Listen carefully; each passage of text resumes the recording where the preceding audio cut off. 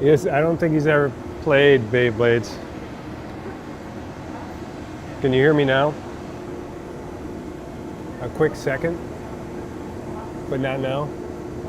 Matchamavan. Good audio for a second. I heard You Oliver. heard Oliver. Okay. All right.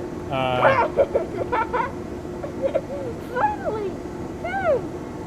There I go. Okay, so there's a delay. So all right. Okay, there was just I can't. a delay on that. Okay, we're gonna have to not use my headphones because I hear myself chatting, but at least you have audio now, so we should be good to go. Turn that one off. Finally! And I have no idea what Beyblades are. He has no idea what Beyblades are. Yes. Here we go. Now we're good. Now we can get started. I'll have to keep coming back to chat to check because I won't be able to hear the text-to-speech chat because I hear my voice at the same time, and with the delay, it's hard for me to talk to myself. So I'll keep an eye on chat here. Ben loves Beyblades. They're just so good. Yeah, I don't think he's tried them yet. He hasn't tried Beyblades yet.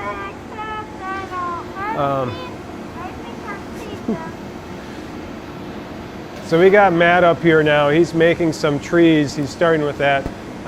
So we'll kind of work out the kinks with the live stream here. Now that we got the audio, I think we'll be okay.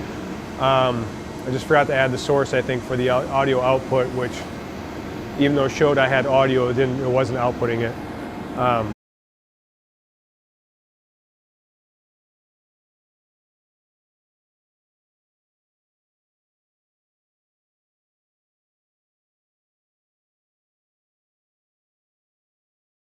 Camera switcher button on it.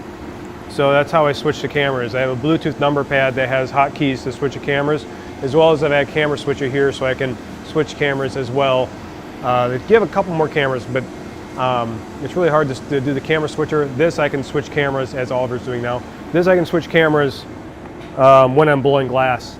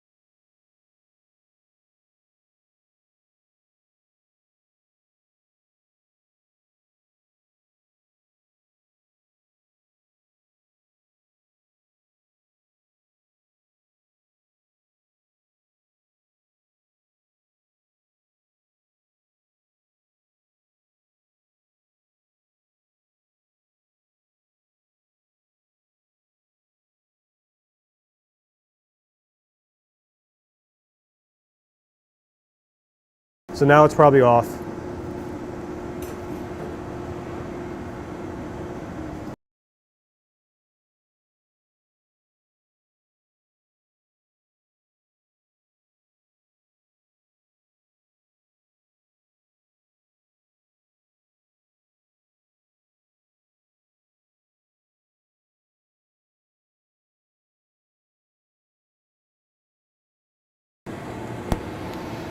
Can you stop pushing buttons for me?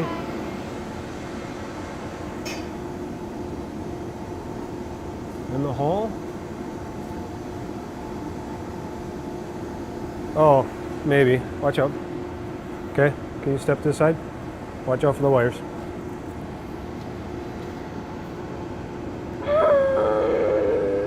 Oliver.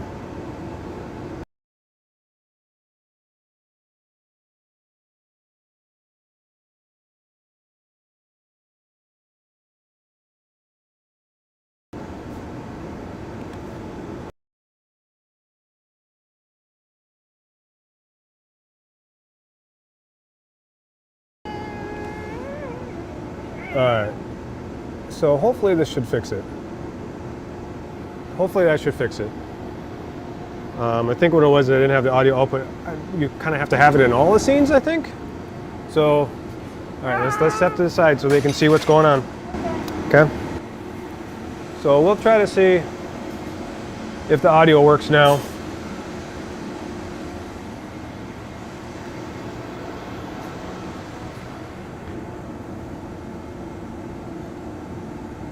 Thanks for helping me test it. I'm using a different program now, so I have to get used to using this program.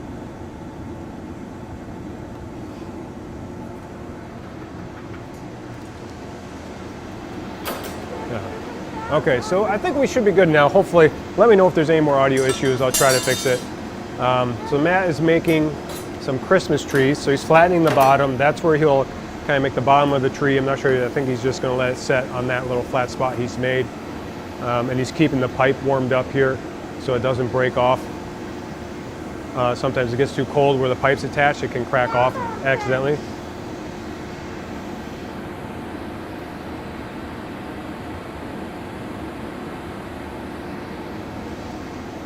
Oliver, It's kind of weird. stay over here, okay? Over. Disconnect this. I'm going to leave it on so the audio's not coming through the speakers. So audio's going there instead of to the speakers. All right.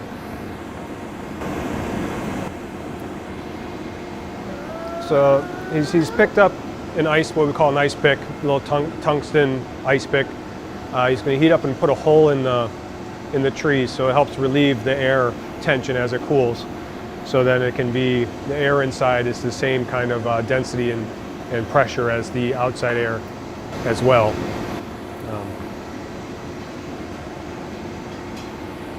This one will get a blow punchy. So running up good, we can actually feel Oh. it blowing. Okay, so he's poking a hole in it so he can actually punty to the bottom of it, and then he with a blow pipe, and then he can continue to blow it from the other side.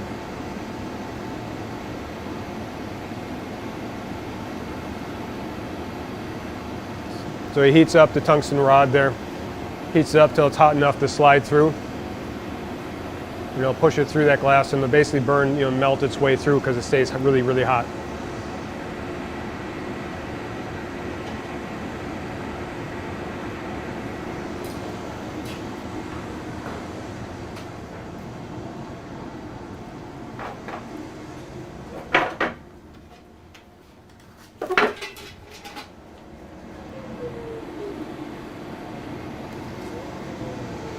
Oliver, can you find my mask?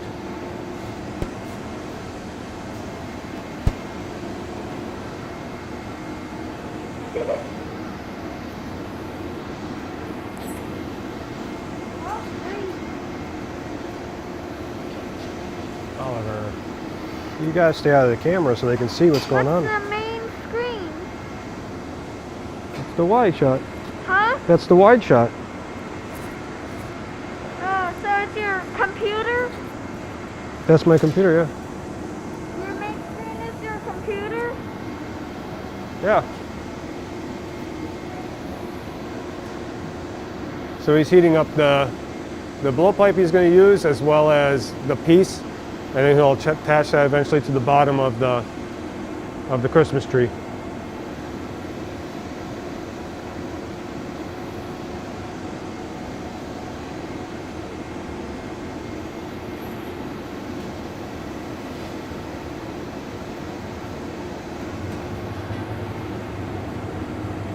Gathering a little more glass, and that furnace is where we hold our clear glass we gather from. When it's really, really hot, it moves like honey.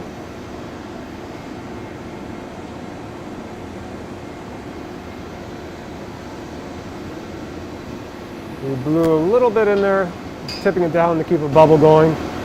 So now he's trying to work on it. To round it out, get it to the shape he needs to attach it to the bottom of his piece. Is that when we discussed?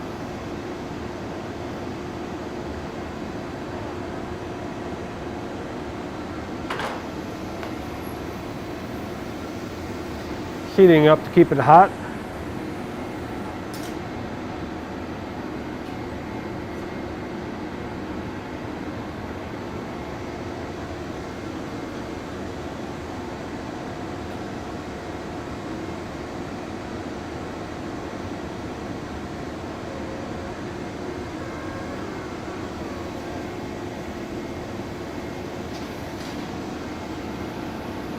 Now he's keeping his punty rod hot enough, as well as bringing this piece over. It's hard, sometimes you got two rods you're working there. Matt's really good at working by himself and knowing how to keep the pieces warm. He's going to attach that there to the bottom, center it up, make sure it's attached to that hole he made so you can continue to blow that piece.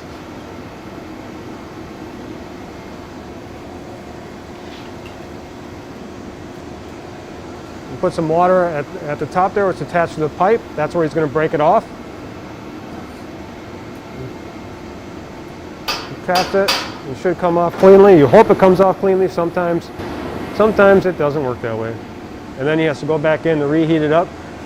Make sure to put the heat where the piece broke off. You keep the whole piece warm.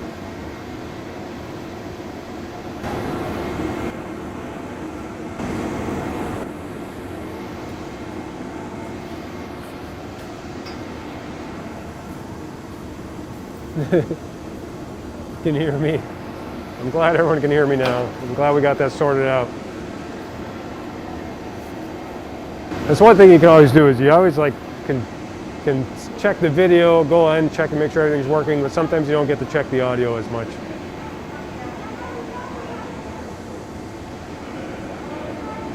So he's putting a lot of heat up in the top there. That's where he's going to probably work and pull that to a point, work it down.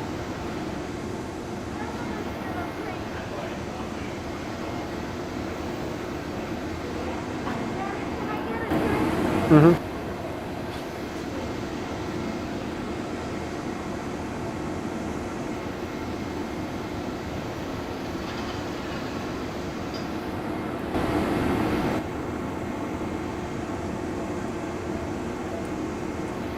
So now he's using the tweezers to kind of pull it out, so he grabs, as he goes around, he's pulling and grabbing.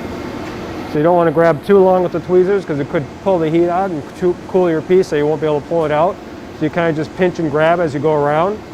That way you're pulling it out evenly as well as maintaining that heat with the little touches as opposed to one giant grab and pull. If you just grabbed it with the tweezers and pulled on one end, you get one end that would go up high and make a point, and the other end wouldn't pull as much out. Sometimes you use that technique to make a vase. If you wanted more of a calla lily-like vase, you could do that by grabbing with the tweezers, pulling it out straight. There are a lot of steps, yes. He's using the jacks to kind of neck that down, and he's closing that hole off, so then he'll be able to blow into there with the hole he made at the bottom to blow in and expand it and enlarge it the way he needs it. So he pulled off the part that he pulled with the little tweezers, because those had little chill marks as well as little points that he pulled with the tweezers. So he's just kind of necking that down, pulling it out, and then he's going to nip it off, and then you can heat and melt that down.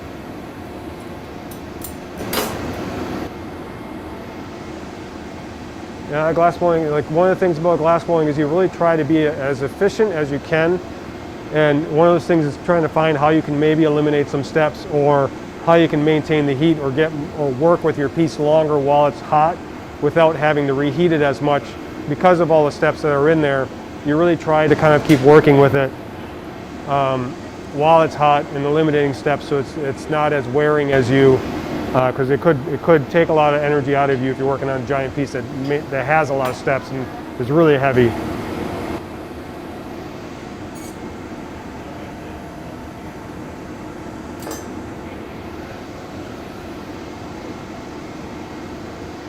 They're using just a wet newspaper there to kind of shape it.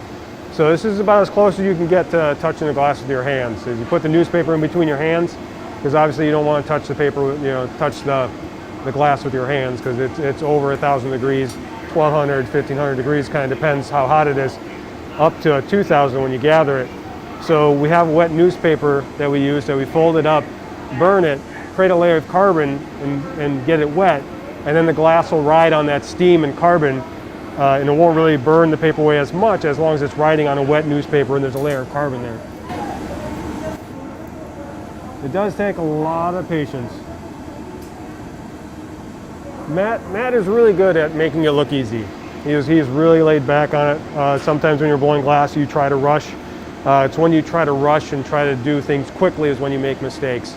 And you learn to be patient. You learn that you can't force the glass to do anything.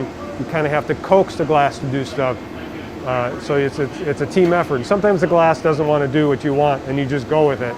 And you decide that the glass wants to be something else. So you let it be something else then.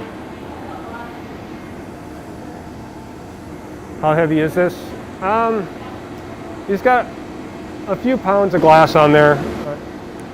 I'm guessing it might be 1.5 pounds, 2 pounds. You might have a thicker base on there. Obviously, it's like, when you make an ornament, you gather so much glass, and it feels really heavy, but when you blow it out thinner, then it feels lighter. So I'm not exactly sure. How heavy do you think that glass is you have on there, Matt? Not even a couple of pounds. Yeah. This one's a little heavier. I made one this morning. It was thin and I broke it. So this one's a little sturdier. It's kind of saying about a couple pounds maybe.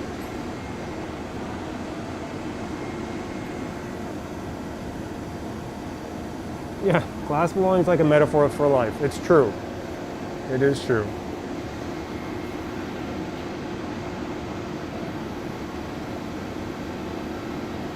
It's usually, like whenever I try to make a piece of glass, it tends to be the one that is the most perfect that falls on the floor.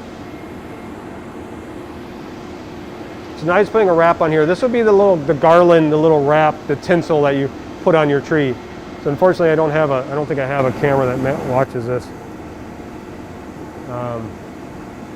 You can kind of see it on the corner there how he's wrapping it. And it goes all the way around up to the tip. So glass is stretching. You can pull glass as long as it's hot. So he attaches it to the bottom, rotates the whole thing until it wraps around, and that makes the twist on there. That starts making the little tinsel that he's adding to the tree.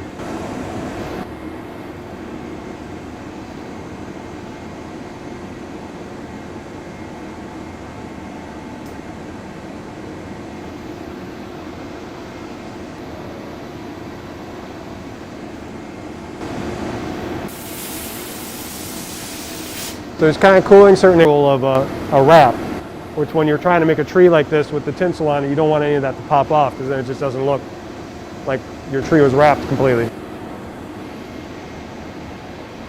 So it's just kind of heat, he's just maintaining heat as best as possible and working on the tree. If you maybe just turn this, Mm-hmm. it'd be a lot easier to put the ornaments on. I'll take the heat, but if you just want to turn it bent, and put all the ornaments Sure. on at the time.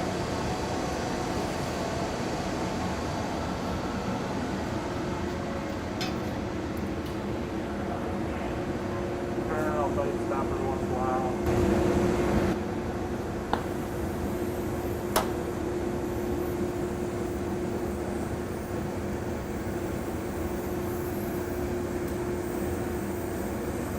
Okay, stop.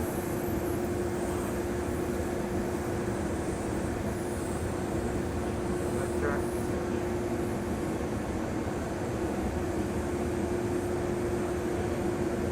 Okay.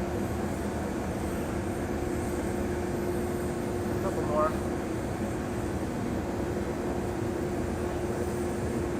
Okay. Just blast real quick.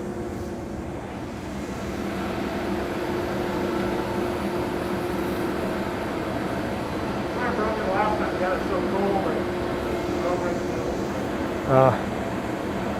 Sometimes working with a piece by yourself, it's hard to maintain the heat in the piece. So having a second person there is always a nice bonus. Right now he's adding the ornaments to it.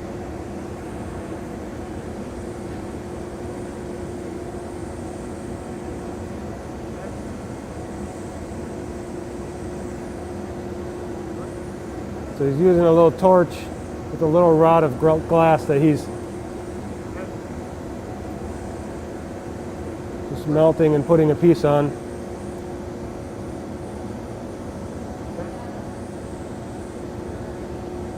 One more.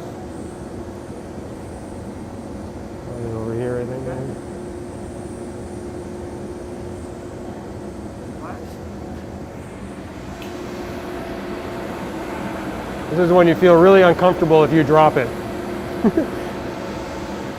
You never feel good when you drop someone else's piece. So you try really hard not to do it.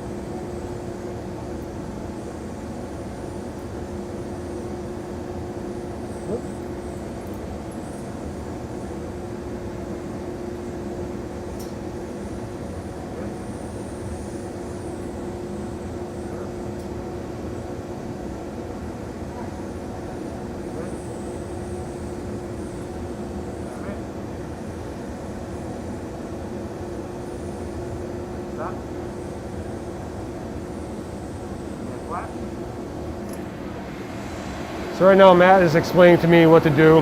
He's telling me when he wants me to turn it, when he wants me to flash it, things like that. You know, I have to listen to him when he tells me to stop. I need to stop turning it so he can put the piece on it. I have to watch the piece to make sure it's not going down or not.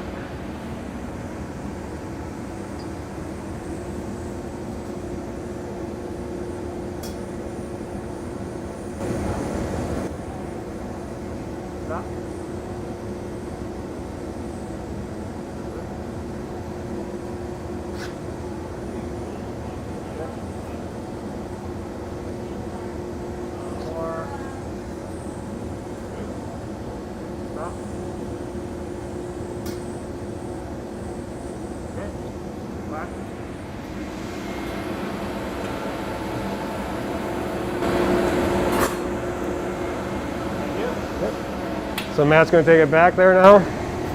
He's going to finish off working on that piece. Hey Fizzy Flash, thanks for stopping in. Appreciate it. I don't have my headset on, so I can't keep track of things, but I appreciate you stopping in. Today's the Hot Shop's virtual open house. Because of everything going on, we can't really have a bunch of people come to the shop, so we're doing it virtually. And people can schedule time to come in if they want to shop for ornaments and things like that. You can reach out to us on Facebook and send us a message. So if you have something you want made or to ask if we can make something. So right now he's pulling that to a tip, just making a nice sharp tip on the top of the tree there.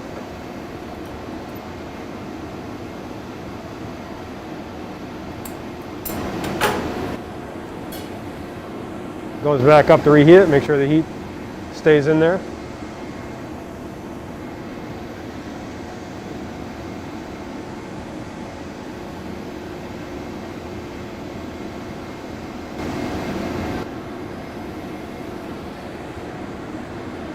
You can see kind of the heat difference there of how hot the tip of the tree is compared to the rest of the tree. So you still have to try to maintain that your punty is hot enough so it doesn't fall off, as well as maintaining the heat at the tip where he wants to be working.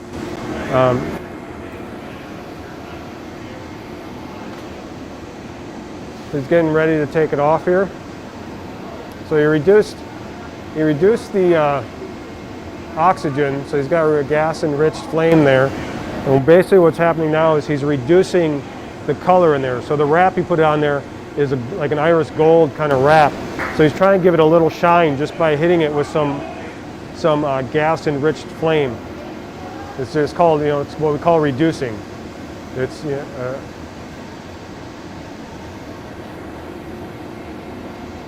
and so now he's kind of maintaining that heat, trying to make sure that those garland that he put on there, that wrap that he put on there, gets a nice kind of shine to it as best as possible.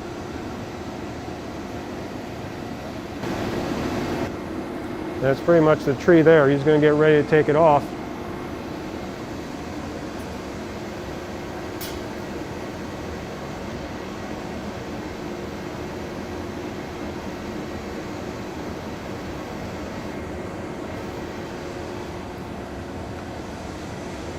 So he puts a little water on the bottom where he's going to break it off. It just kind of creates an imperfection. That's where he wants it to pop off, and then he's going to try to heat treat it with a torch kind of melt away any of the stuff that's left there, any kind of sharp points that might be left from the breaking it off. So he's getting ready to put that away.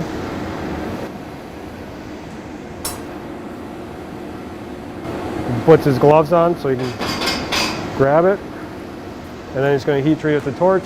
He's going to put it away. Kind of makes glass in a different way. Frank the Harsh, he does some glass here. He makes trees in a different way. So it all kind of depends on the style you like, how it comes together. I'm going to turn off that one camera just because get a wider shot here. So do you post that on your page, or do you post it on Crystal Forge, or is that one sold already?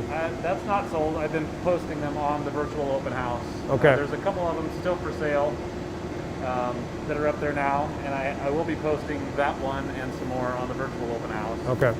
And link it from my Facebook page also to Okay. the open house. So we're streaming on Crystal Forge's Facebook page, which is the building here, and this is my father-in-law, Ed Fennell, started this shop here. Matt is a glass blower. He started learning here. He has his own page. It's a Schrader made glass. And there's also the Hot Shots Virtual Open House, which is where we're part of what's going on this weekend. So what he's been doing is he's been posting pictures of these trees that he's been making on the Hot Shots Virtual Open House page.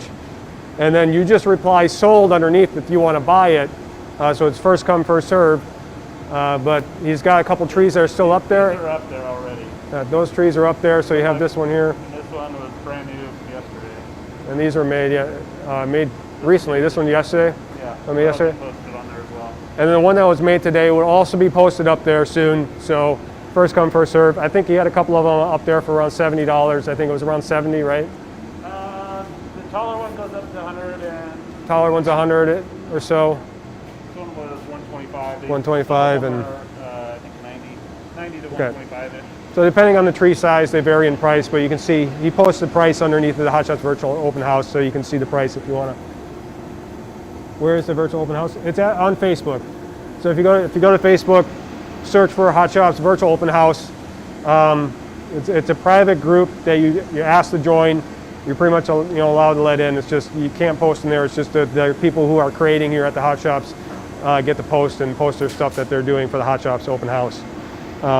It's kind of different than what we did last. Usually we're just open. Usually with the building's just open, but with what's happening this year, we had to do everything differently.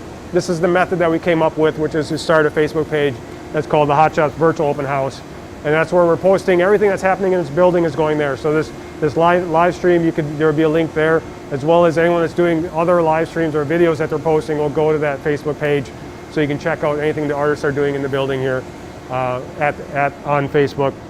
At the Hot Shops Virtual Open House. And you have to search for Hot Shops Virtual Open House because it starts with the Hot Shops name in it. Yeah.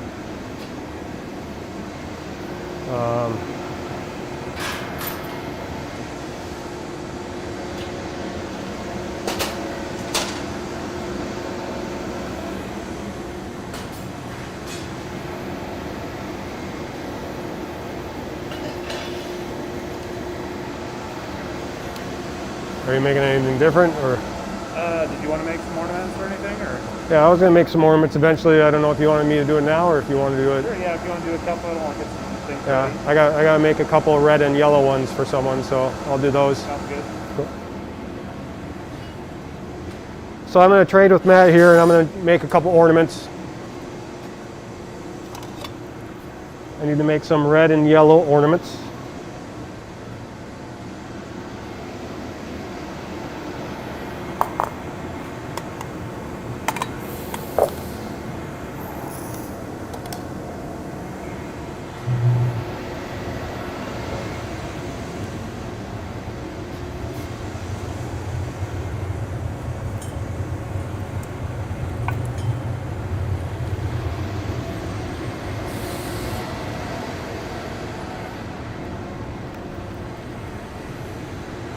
I get my blow hose here, make sure I have the tools up here. A grabber.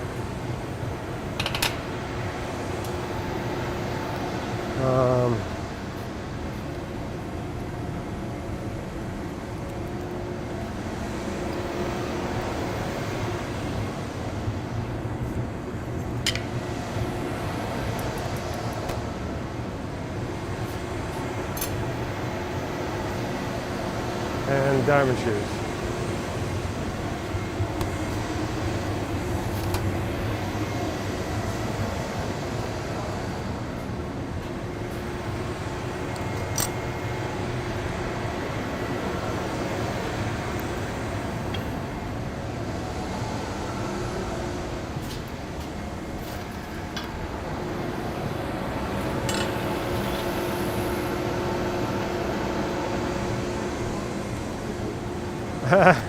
That's Oliver, that's my son. He loves to get in front of the camera. Jumps in front all the time.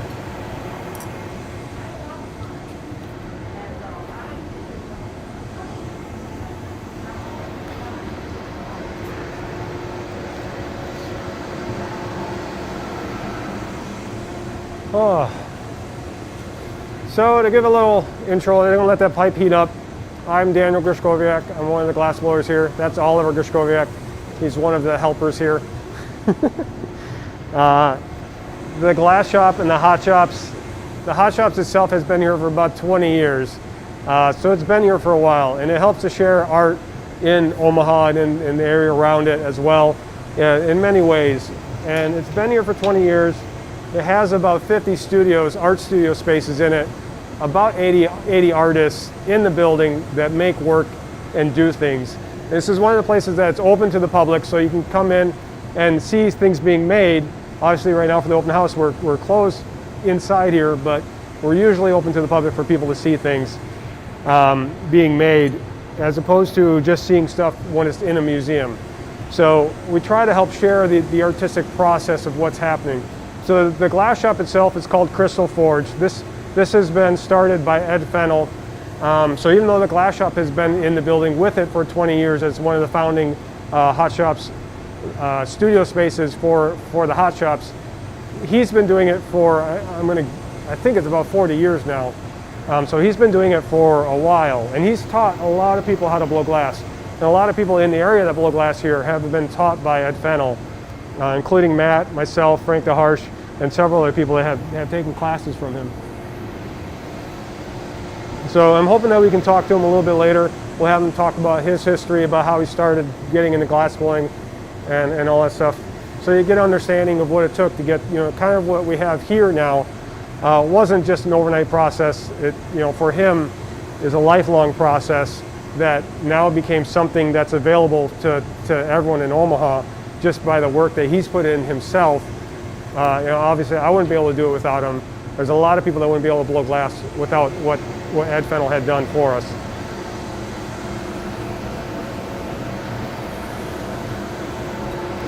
All right, so I'm going to try to do this with the blow hose on the entire time. It's a little different.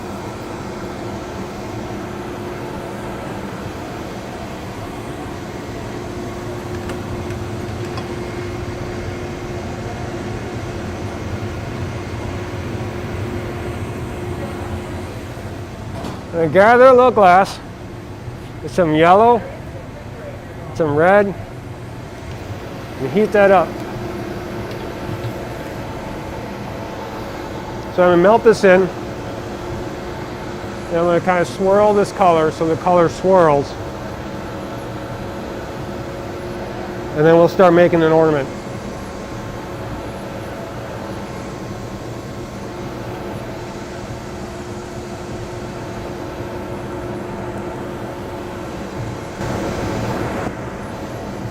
Really try to switch cameras too. I'll try to do everything. So I'm really hoping to melt that color in is what I'm hoping to do.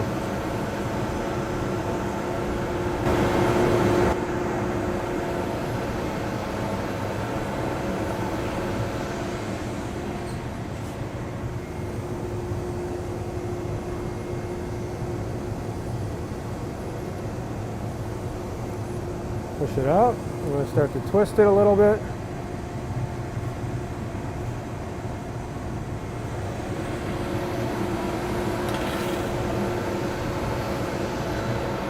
We'll wait till I'm ready with the hose here.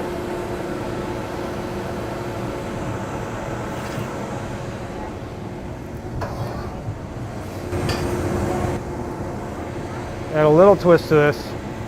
So this what I'm going to do is just kind of like grab it with the tweezers, let it go all the way around. I'm going to snip off where I kind of grabbed it, just so I don't have that little bump. And melt this back in now.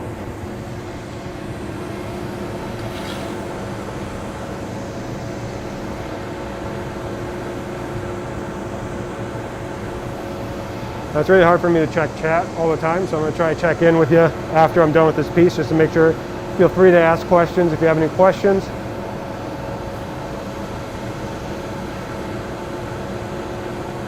We have a lot of ornaments here that we have hanging up here. A lot of different colors that we sell. With the Hot Shots Open House, it's hard for us to kind of have everyone come in to buy one this year. So we're doing the virtual thing. You can schedule time to come in if you want to look around and buy stuff. Or you can message us if you're looking for a specific color. You can message us on Facebook at the Crystal Forge Facebook page.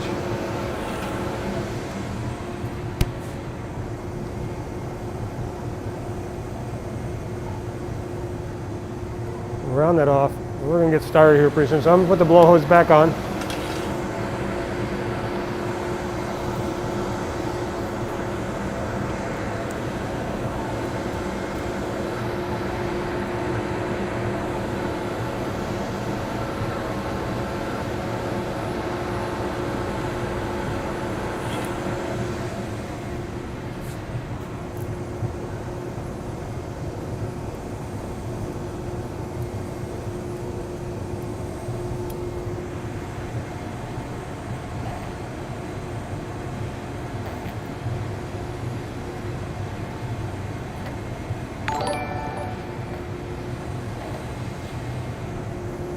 We get the bubble started.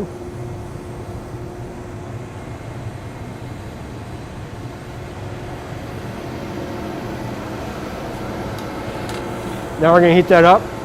We want to take it to the bench and continue to work with it.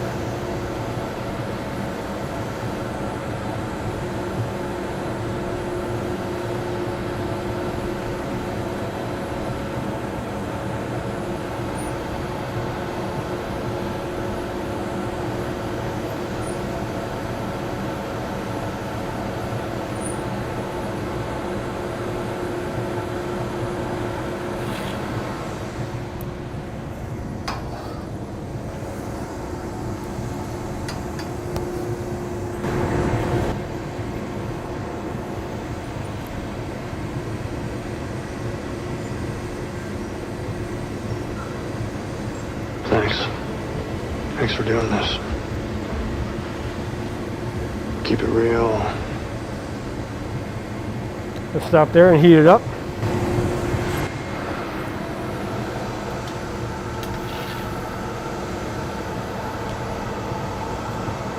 And then we'll heat this up and then kind of keep blowing it.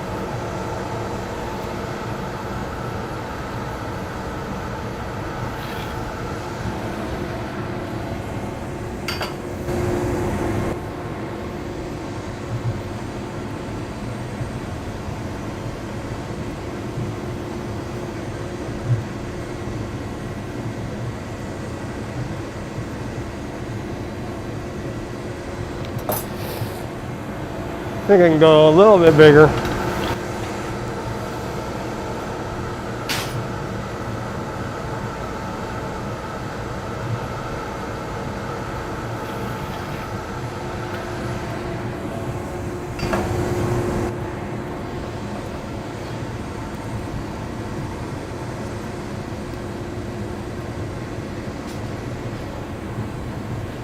I'm going to stop there.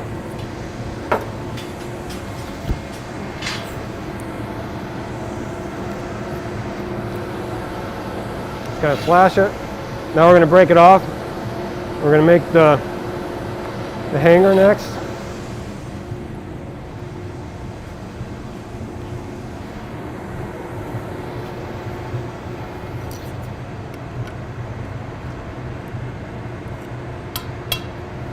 Tap that off.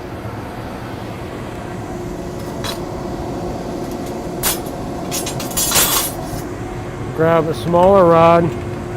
Gather a little bit of glass. And we'll put that hanger on.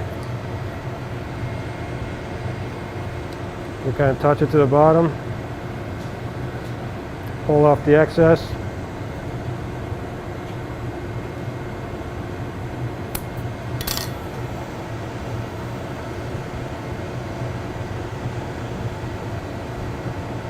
And there we have an ornament. Don't touch it. I have to put that away. And I need a couple of those. So we're going to make another one. Turn that. What's the thanks for the host. I'll try and make another one here. I should be making several of these. I'll try to make a few if I can. I'm going to gather some more glass. This one's probably going to be bigger than the last one, just because it's the second gather. You're going to have surprise visits from the camera goblin. Melt this in. We got to melt that color now.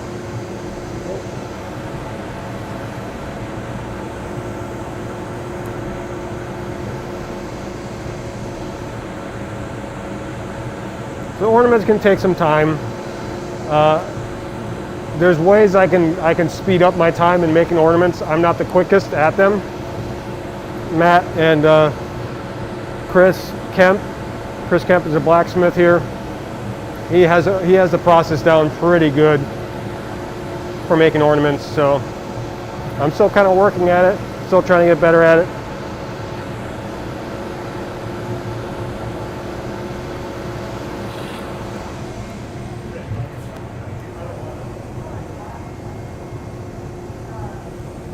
Push that out. I'm just going to start twisting now, and then we'll heat it up and kind of twist it the rest of the way at the bench. We're still at the glory hole. I kind of change it back.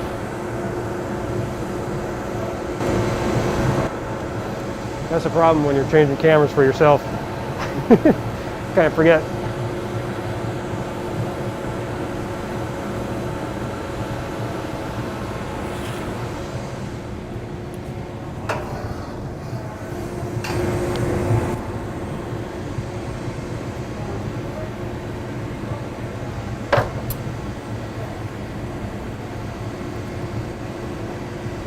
A nice good twist there. Cut the excess off. Now we got a nice twist. Now we can start to heat this up. And we'll make another ornament.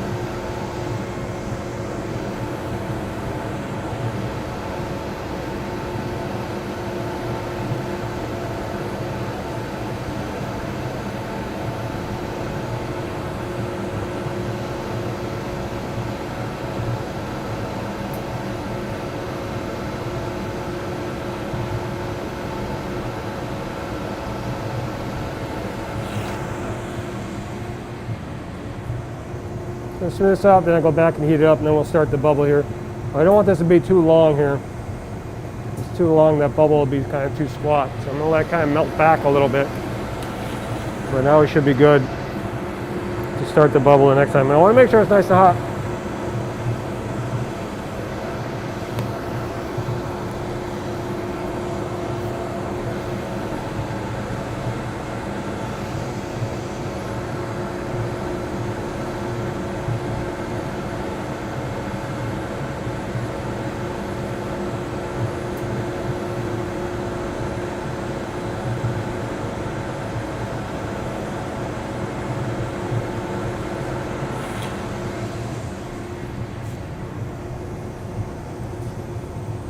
Yeah, back up.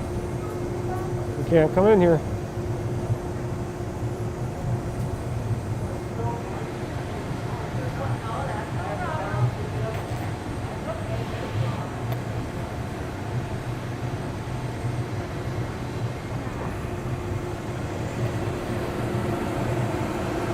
Get a good bubble started.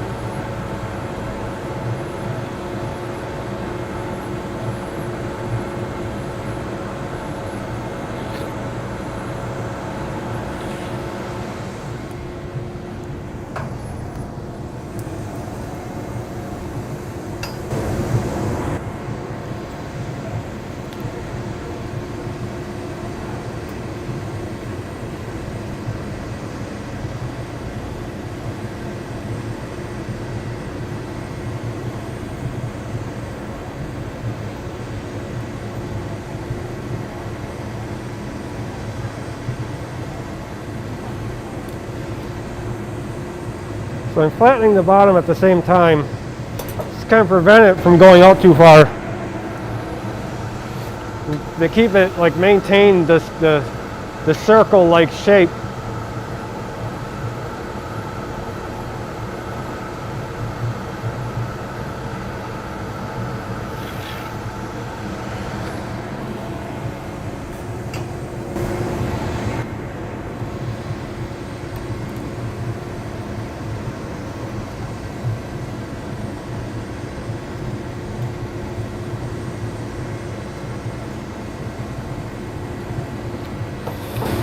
I want to get just a little bit bigger, so I have to get hotter.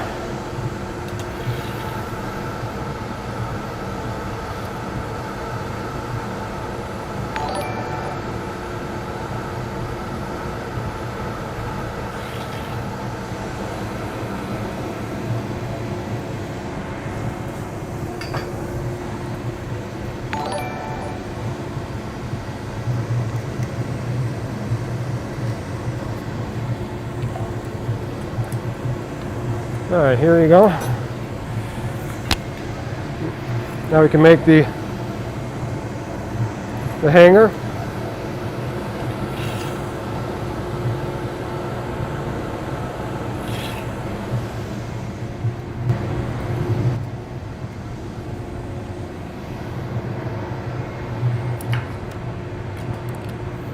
Try to change cameras a little bit, but that one.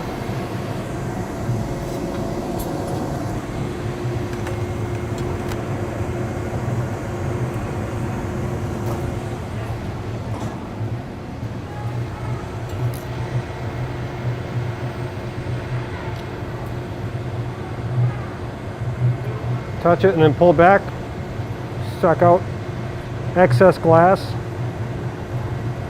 snip it, and then we can slide that over.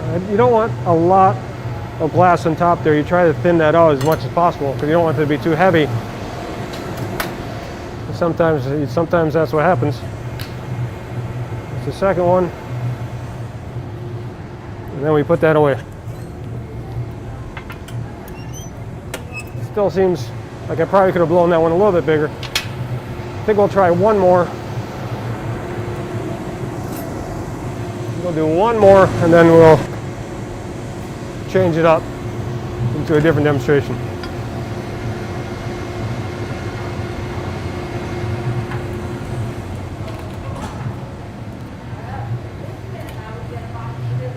Hey Matt, I'm going to do one more and then did you want to do another demo or do you want me to keep going? Yeah, I'll do a demo after. Okay, I'll just do one more and then we'll switch. Okay.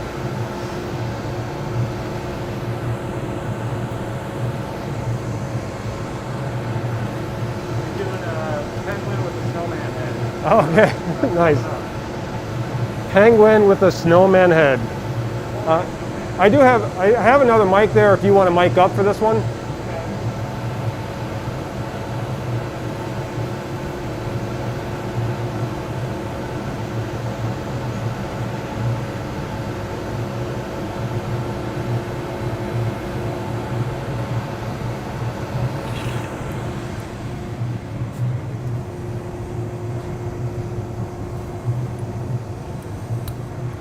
Just want to check.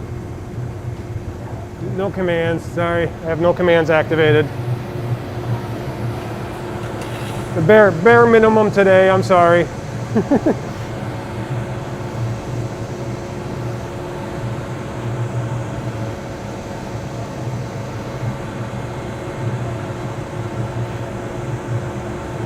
I was kind of happy I got 1, 2, 3, 4, 5 cameras today. It's hard for me to use them all when I'm working, but I got them.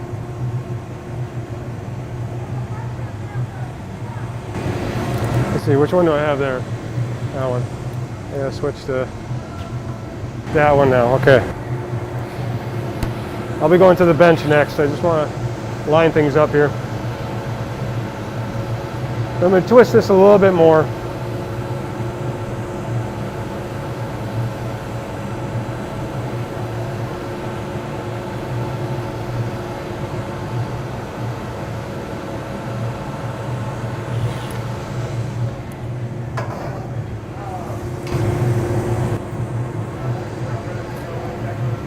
gonna pull out a little bit, grab it with the diamond shears, and twist it the rest of the way here.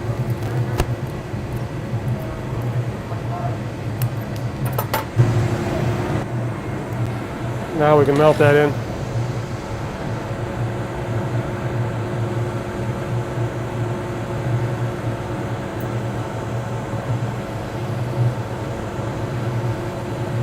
So I got a red and yellow twist.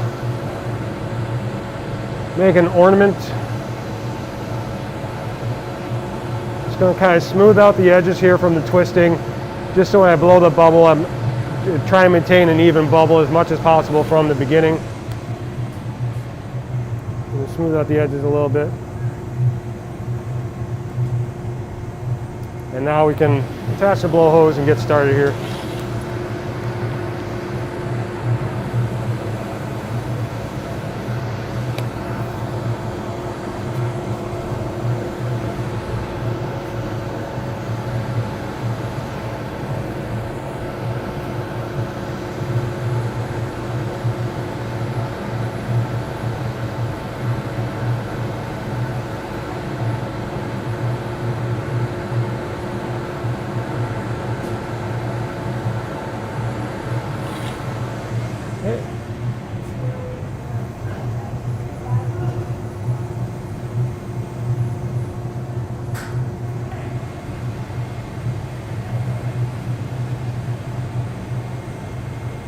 Start that bubble.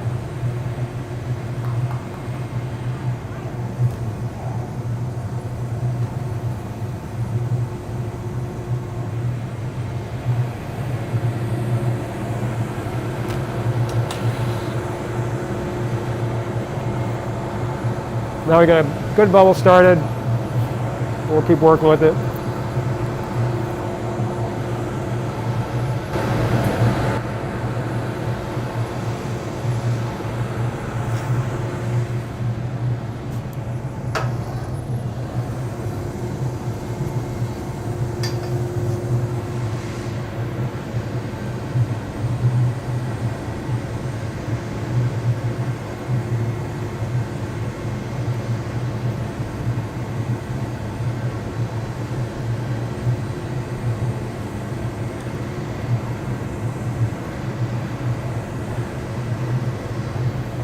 Sometimes you get another color in there. We gathered just a hair of white there.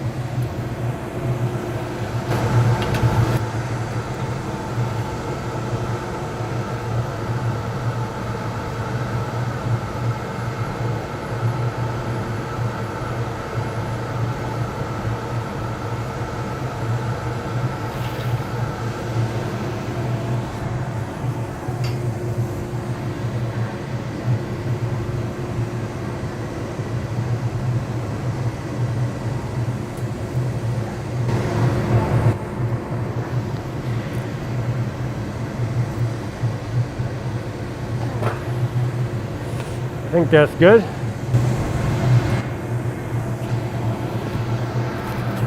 Break this off and make a hanger.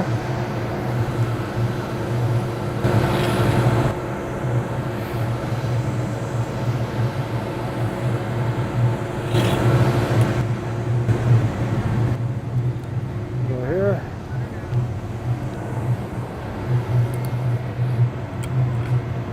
This hole might be a little bit bigger than I need. Yeah, just a little bigger than I want. We'll try to make sure that this glass I gather for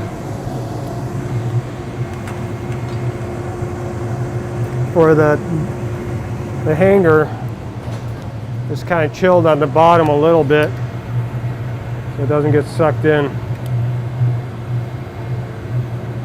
Try to cover the whole hole and pull off the excess.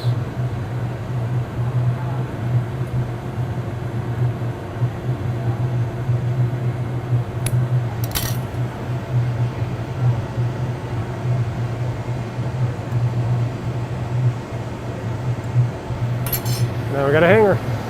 Put down one. Put this one away. I really like that one. Had an order for a couple ornaments.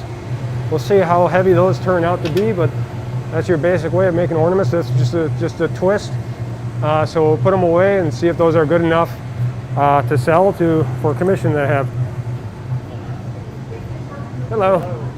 How are you?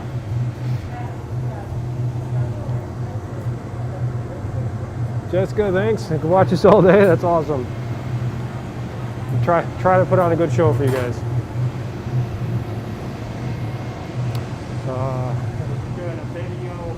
We're live streaming too at the same time. Yeah. So on our Facebook page, we're trying to be live just because of how limited we are right now. But Can't even turn it on. in here is on, but yeah, I know it's hidden. You hold it down, it turns on, and I'll turn this other one on there. All right. Let's see. Thank you. Appreciate it. Let me see if this is.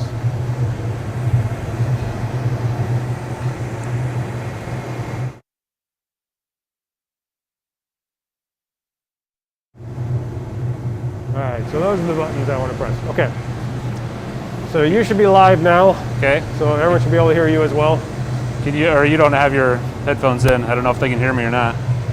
Actually, I could listen. Hello, hello. Testing. Good? Yeah, I hear you. Okay. I'm going to try to limit how much background noise there is. So I'm going to turn off my mic. So I'm going to let Matt kind of talk about what he's making. Well, hi everybody. I'm going to start making a penguin. He's going to be holding the snowman head. We'll actually make the snowman head first. Put that in a little pickup kiln where I can keep it warm well over 1,000 degrees. And I'll make the penguin and attach it all together.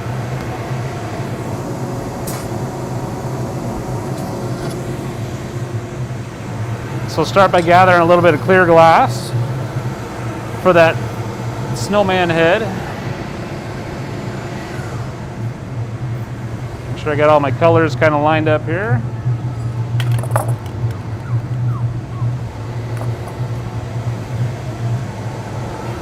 A lot of colors look really different when they're hot.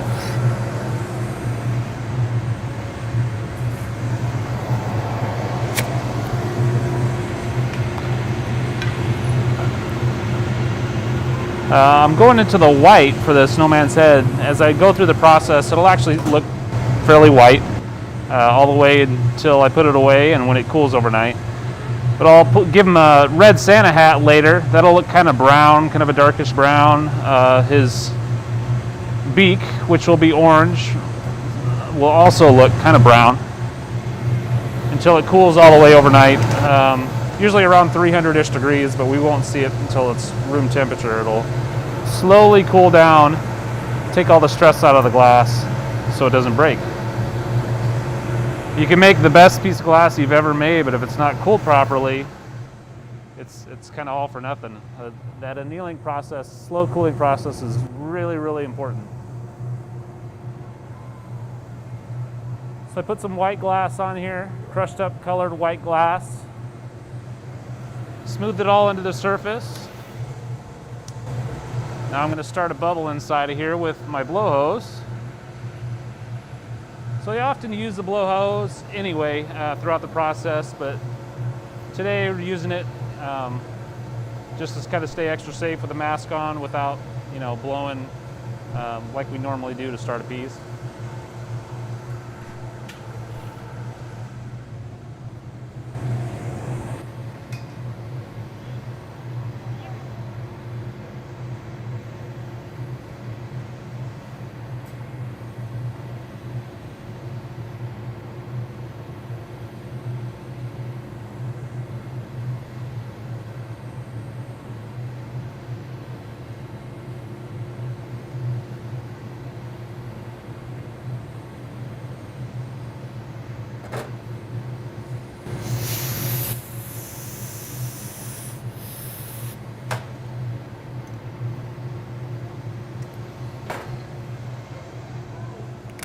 So like I said, this is just a head of the snowman, that's it. So I'm going to put his eyes on here, his carrot nose, and his mouth. Then I'll put him in the oven so it can slowly, not cool, but stay above 1,000 degrees until I'm ready for it to attach it to the penguin.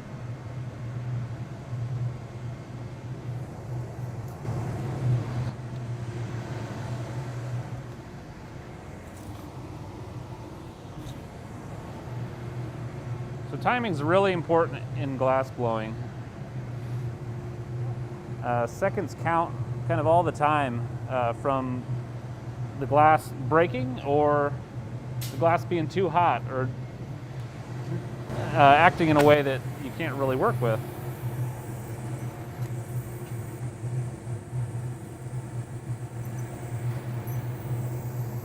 So now I'm going to add all the details of the snowman's face.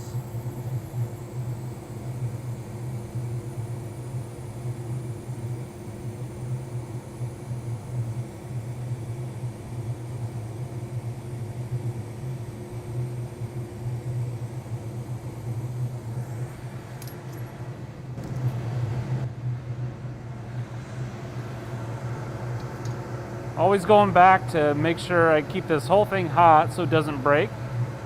If it gets too far under 1,000 degrees, it's going to want to crack.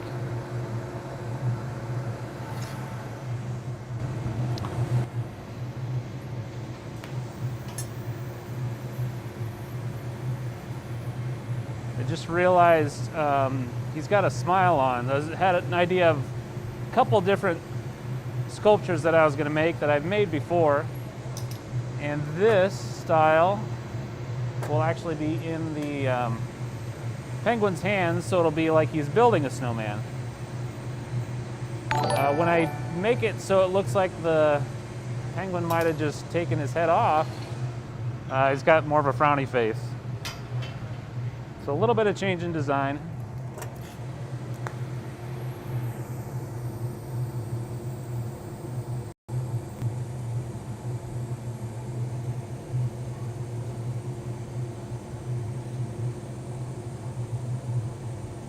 Goes his eyes.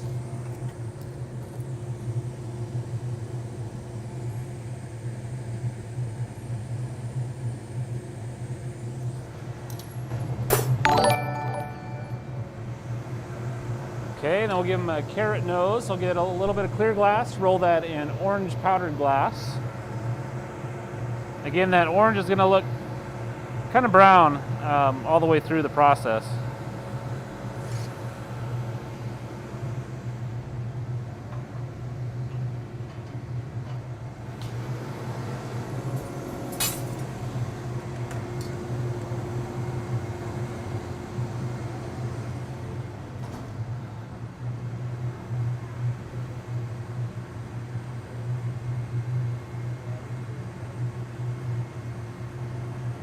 There's that orange glass.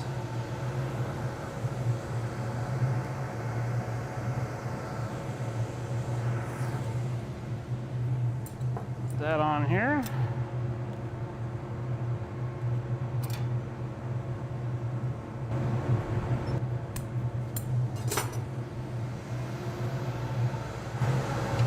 I'll just tidy up his nose a little bit and then put this away in the pickup kiln.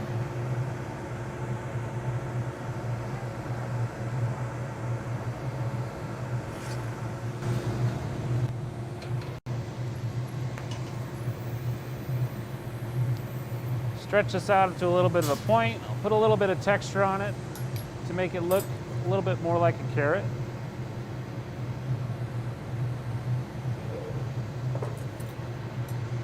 Trim the excess off while it's still just hot enough. Put a little bit of texture in there.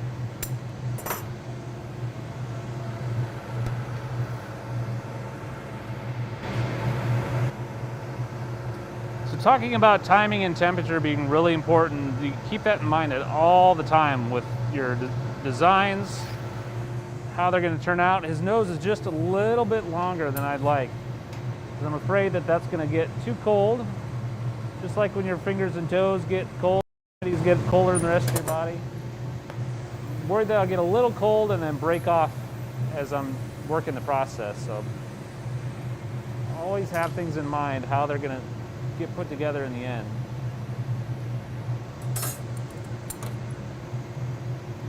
There we go. So that's a little less delicate now. I'm happier putting that away and not worrying about it.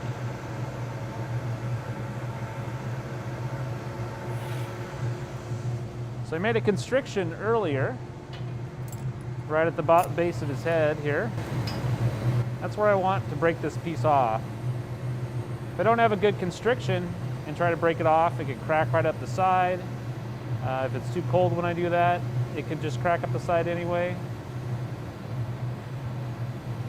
I'm chilling that, and then this will go in the pickup kiln, like I said, just around 1,000 degrees.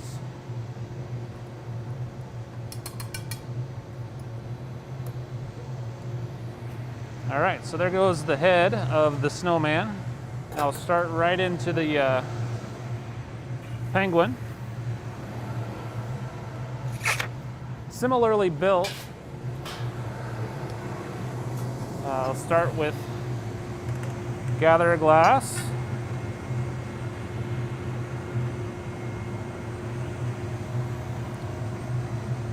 So this time I'm just going to start the bubble right into the clear glass.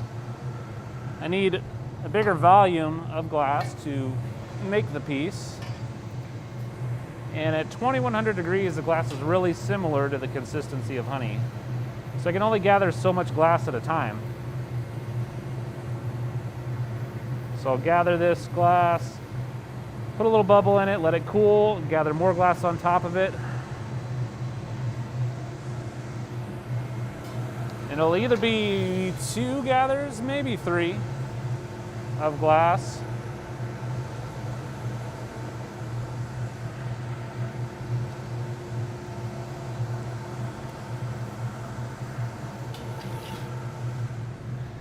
So without any color on it, you should be able to see the bubble come out here.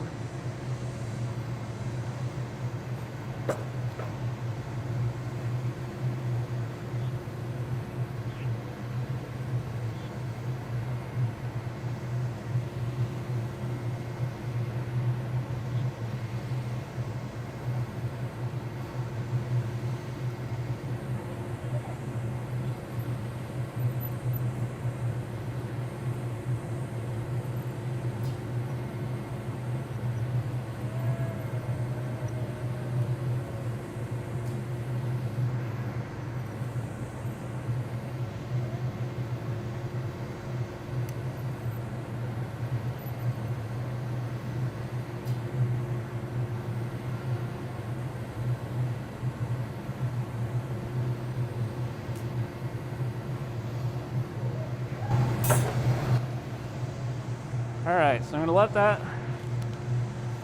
cool down quite a bit. I'll gather one more time, go into the black glass, and then I'll get some white glass for the belly of the penguin.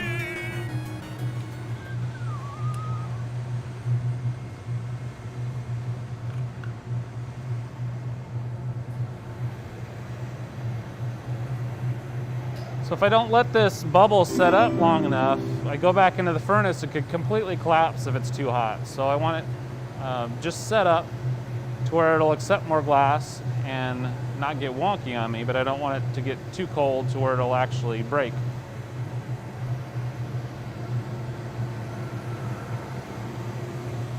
The process demands your attention constantly. There's no time to put it down or take a break and do something else for a while until you finished the specific piece that you're working on. I made the head for the snowman. That's kind of put away in a temporary position, so you know I could have taken a break at that point, but now that I've got this piece on the pipe started, I'm pretty committed.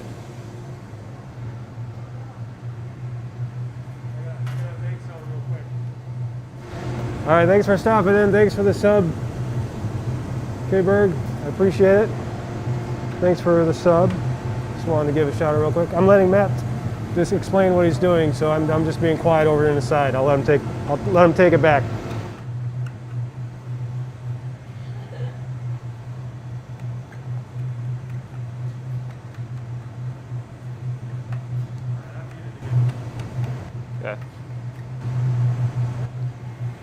that was the black powdered glass I just put on there.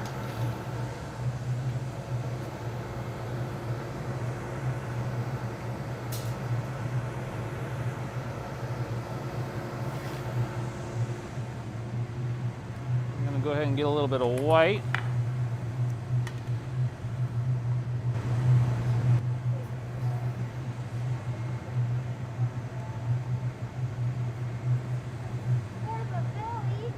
Yep. Just so that color is a little more dense, I'm going to get white on there one more time.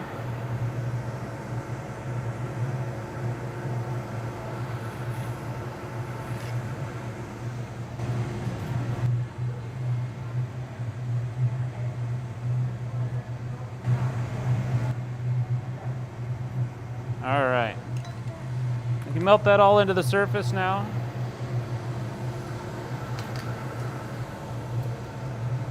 Speaking of not being able to really put the piece down once you start it, I think I've got a little sliver in my hand I keep hitting and I don't really have time to address it until I'm done.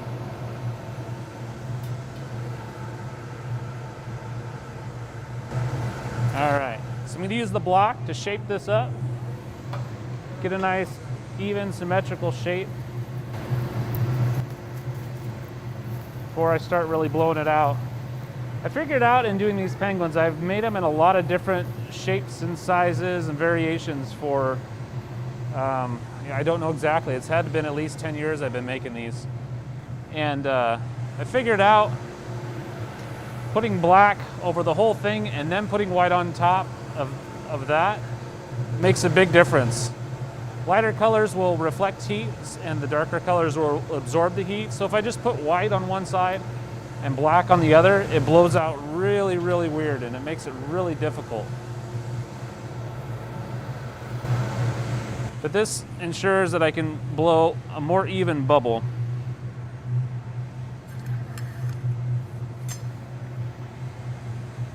String of strangers, thanks for stopping by, appreciate it. Thanks for hanging out. Sorry, I lost one of my cameras. We're putting it in the fridge to cool it down now. Hopefully we can get it back.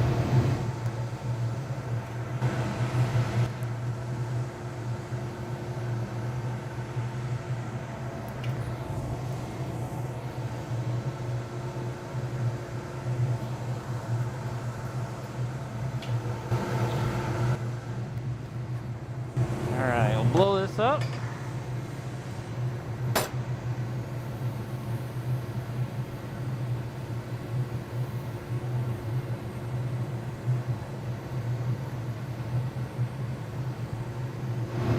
So Matt's blowing and making it bigger using a wet newspaper to shape it and shape it at the same time he's blowing it bigger. He's got white on one side. This is going to be the penguin that he's making. He's getting the newspaper wet, keeping it from burning.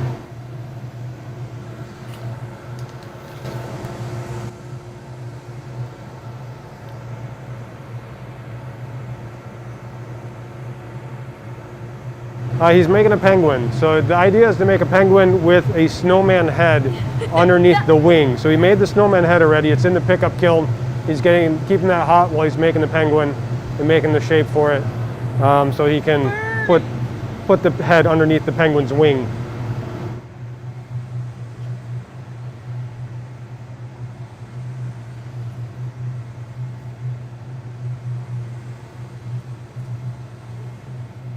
If you see my head pop in, that's because I'm reading chat. Trying to read chat.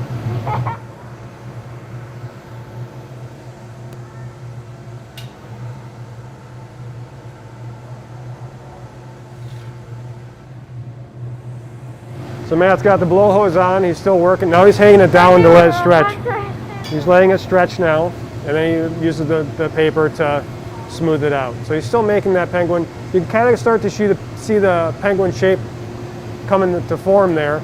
The bottom of where he's jacking right now, that's going to be the bottom of it. That's where it's going to settle.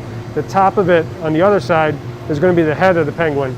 So he'll put the eyes on there and put the beak and all that stuff on up there, and then he'll put the wings on it as well.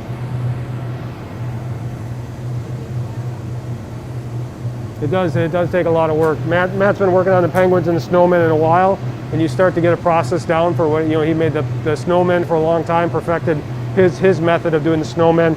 Then he started making the penguins, and he perfected his method of doing the penguins. And eventually, he wanted to do something different. So this is one of those different things that you try, like making the penguins make a snowman.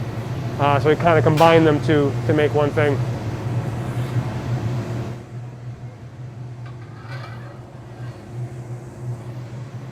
All right, should have this blown up as far as I want to. Now it's going to be mostly sculpting at this point. So I'll start adding the parts and pieces. Like I said, I've done these in a lot of variations, and some of them have had eyes, some of them haven't. I've done rock hoppers that have big fluffy feathers on their head. This one's going to be a little more simplistic. It'll have a beak, there won't be any eyes. You got a question whether it's taking the snowman apart or putting it together. That's the big debate. That's the fun of doing them this way. So I initially planned on having it under the penguin's wing, like it was pretty obvious, he took the head off with the frowny face. But since I put the smiley face on the penguin, it's more to the effect that he's going to be building a snowman, and I'll make the body for that later, that it goes onto, body of the snowman. But everybody's different when they come in and check it out. Everybody has a pretty clear idea of what they think how they think it looks. And for me, I like to keep that mystery. I like everybody to be able to interpret it the way that they want to. That's the fun in it. So I'm going to get the beak started.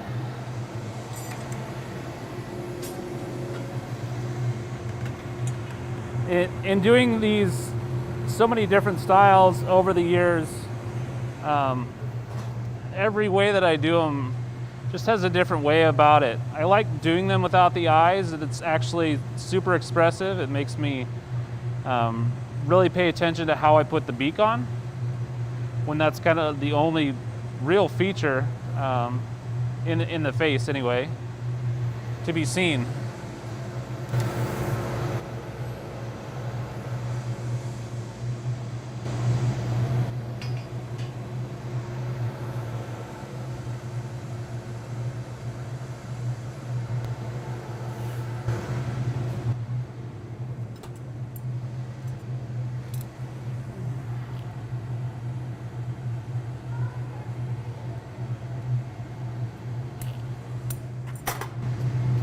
When you add a bit to a piece, it's all finished up right when you put it on there.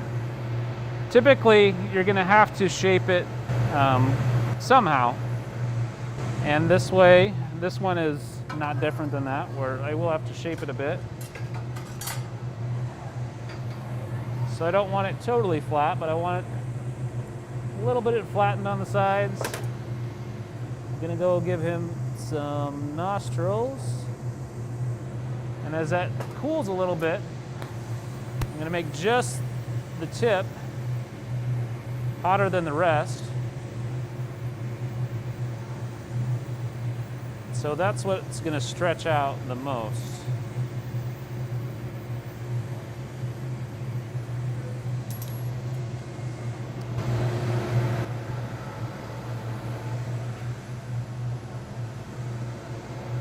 I was just looking the other day, I can't remember how long ago it was, probably 5 or so years ago, at some penguins that I was making.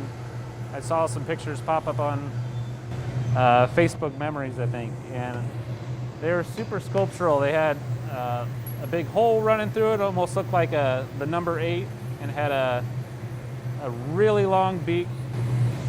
The beak was almost as long as the body was. So I like having fun doing a lot of different ways of making the beaks.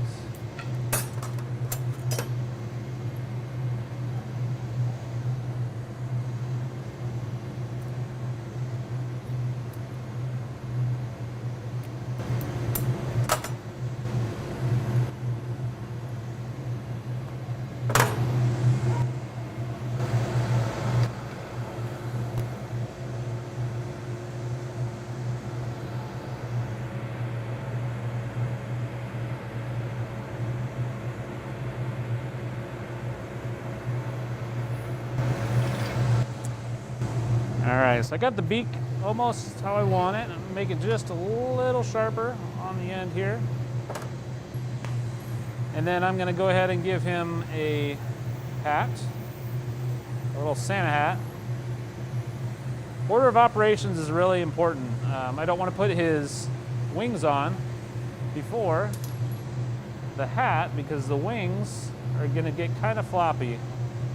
They're a little bit thinner. They start to move around pretty easily. So those are going to be the last thing I do is get those ready. The hat is in two parts. First I'll do the red part. It'll look like a pretty traditional Santa hat. So first I'm going to do the red.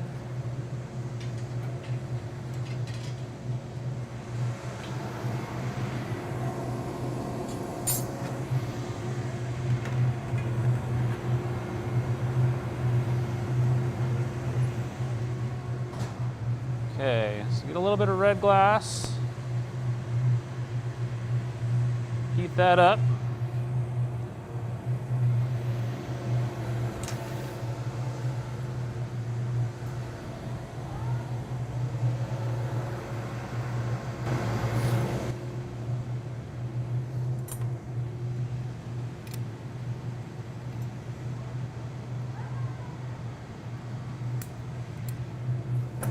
So give this a quick shape and then put the rest of the hat on. Little cotton trim and ball on top. If anybody was watching one of the last streams we did, I was talking to Dan about this move that I'm going to do with the white. And it goes really fast, and if you weren't the one that spent hours trying to perfect exactly how to do it, you'd blink and miss it. But it's a time saver, and it really helps me make the hat look as nice as I want it to. Going in to gather glass, like I said, seconds count, and that time and temperature is really important. So to be able to do the very top of the hat and the rim, it really is a big deal to help me in the process.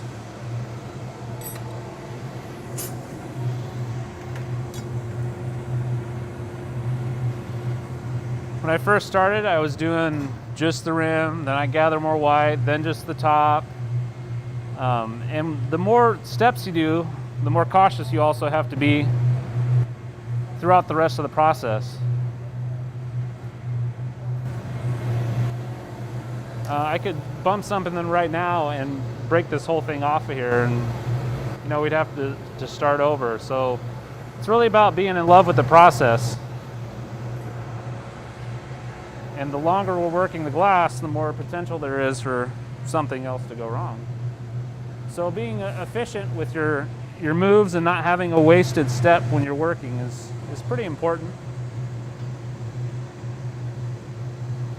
So we got the rim, and then there's the ball on top.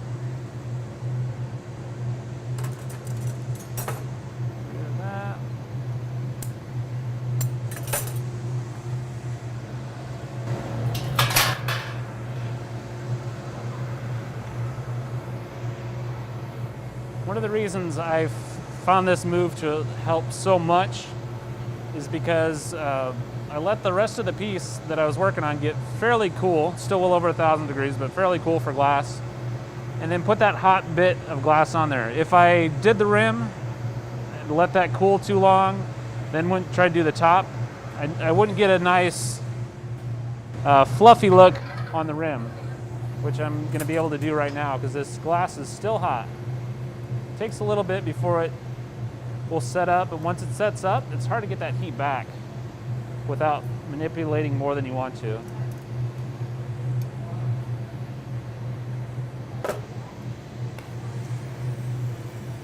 So is it just a little Santa hat on there? Yeah. Is it something that I spent a lot of time thinking about and working on Yes. Usually when people ask me, well, how long did a piece take? I mean, you guys can sit here and watch how long this piece will take, or how long it would take it to do an ornament, or whatever it is. I mean, there's been pieces that we've made start to finish that take several hours. But I usually tell people that I've been working with glass for 17 years, and I always strive to make things a little better each time. I never want to settle and feel like I completely got something mastered and I don't have to pay attention to it. So it's a lot easier to say that it takes the experience of and dedication of those 17 years to really put out in a piece that may take 40 minutes or 20 minutes to do, for me to be able to actually express what I want to. All right, going on to the wings.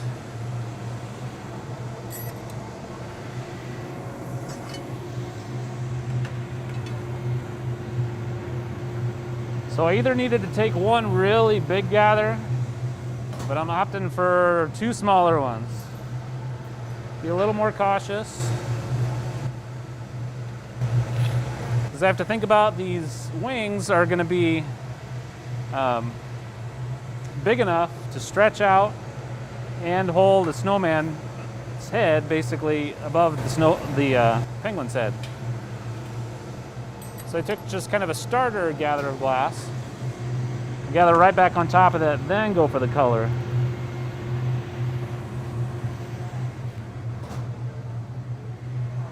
So this is that black powdered glass. This will be for the wings.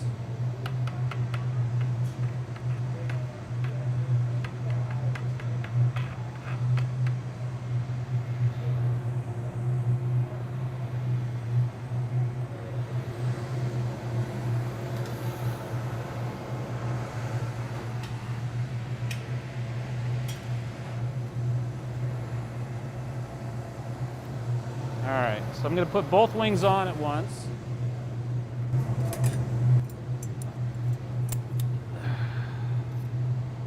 So we got 1 and 2.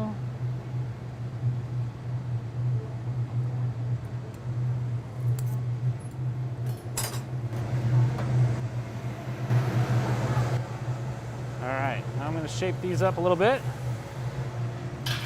We're getting closer and closer to grabbing that snowman head.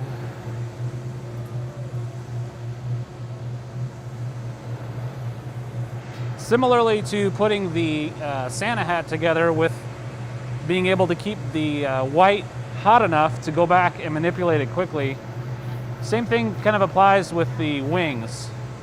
If I do them one at a time, it really throws off the temperature. And this way I can kind of get them all situated, get them both situated, and manipulate them at the same time. So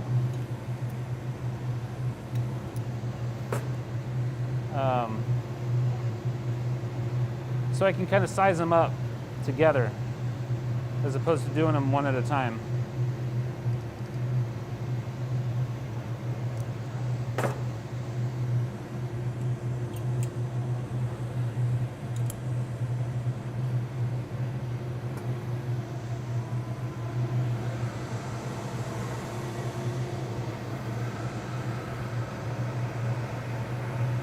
So the reheating furnace here, there's 2 doors on, there's 4 doors, 2 on each side. There's a set that opens up just as wide as I've got it now. One would open up to make this a complete circle. And then there's another set behind that to open up even wider depending on the kind of piece that we're making.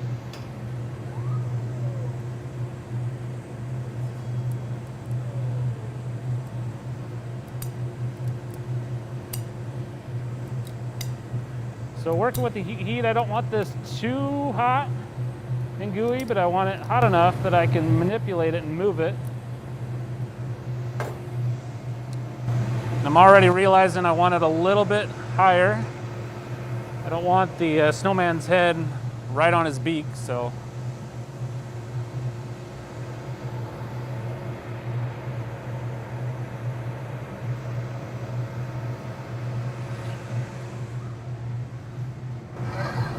make these a little bit longer. Yeah, that's hot.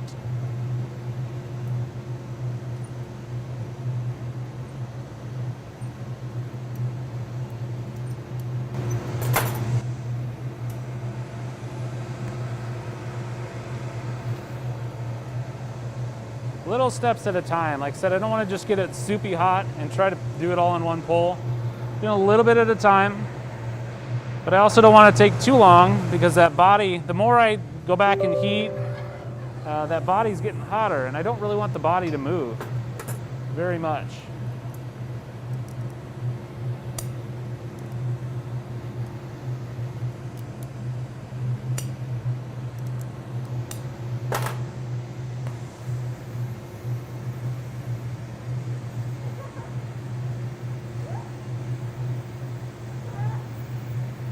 Making sure the pipe right next to the pipe is staying cool enough, or warm enough, sorry, so it doesn't break.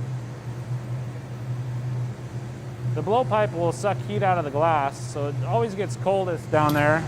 Plus, it's the first and last thing to come in out of the heating chamber here. So I want to make sure it stays warm enough that it won't break. A couple more moves just to kind of get the wings set up, and then should be going to grab that head.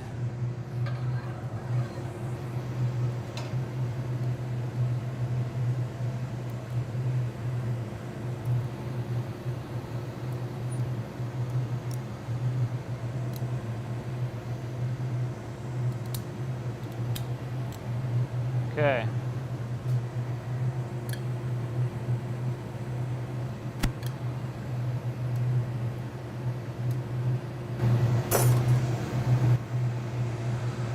All right, so I'm going to start to heat the tips up of the wings so I can attach that head.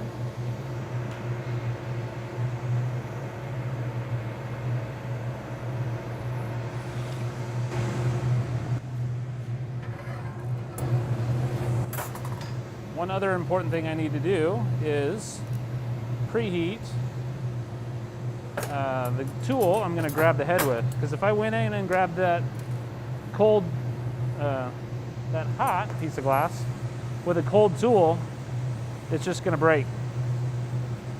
And I didn't make 2 snowman heads or 3 or whatever it was, so it's kind of all or nothing. If it didn't work, I'd have to have Dan make me a basketball or something, and we'd have to give him something else to be holding on to.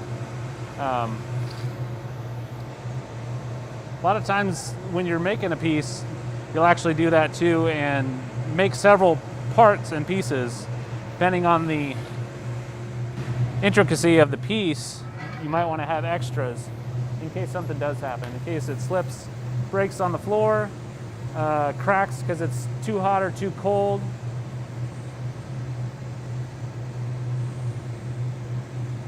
And it's almost like opening a present on Christmas. I don't know what's going on with that snowman head. I can look and think, you know what, the temperature's probably right. I think I put it away at a good temperature. But once I open that lid to go get it, it could have gotten hot and slumped. It could have rolled over and broke the nose off, a lot of things. Doesn't happen too often, but it does. All right, so I got my grabber preheated. I'm gonna grab this yoke so I can get the piece a little easier, so I can set it on there and grab the piece out of there. I'm gonna grab a glove. It wouldn't burn my hand going in there, but if I need to stay in there a little bit longer, I wanna make sure that I'm staying comfortable. I don't want to be doing a delicate part of the process and then realize, oh man, my hand is hot. I need to get it away from there. So that little bit of protection with the glove, I lose dexterity, which is a bummer, but it's a good trade-off to be able to have a comfortable amount of time to do what I need to do. Some people ask, well, why don't you just wear gloves all the time? you really lose a lot of dexterity. It's hard to really do your best to express yourself when you've got gloves in the way.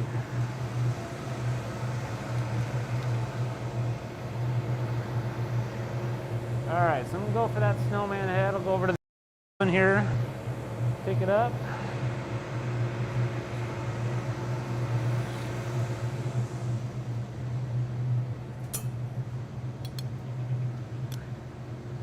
Wish me luck. Just gonna preheat those tips of the wings just a little bit, one more time. Get them nice and gooey so they stick really well.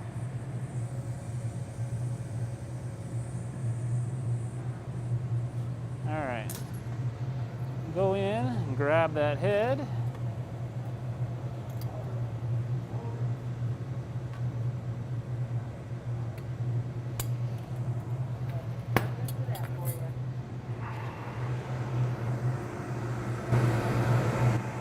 Slowly introduce it to the heat.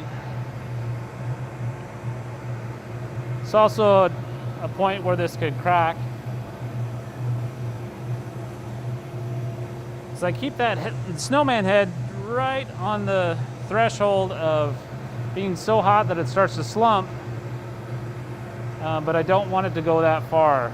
I want it to be as hot as possible though, to ensure the least amount of thermal shock. I'm going back in this oven at 2,000 degrees.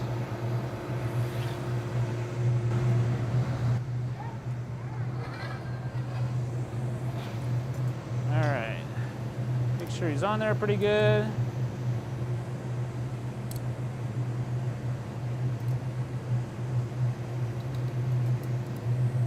Got nice attachment everywhere.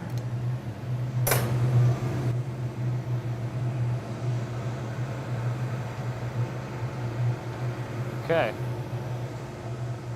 so I'm not quite out of the woods, but that was most of the delicate work. Now I'm just trying to get temperatures even back out so I can get ready to put it away. Straighten it up a little bit as I go.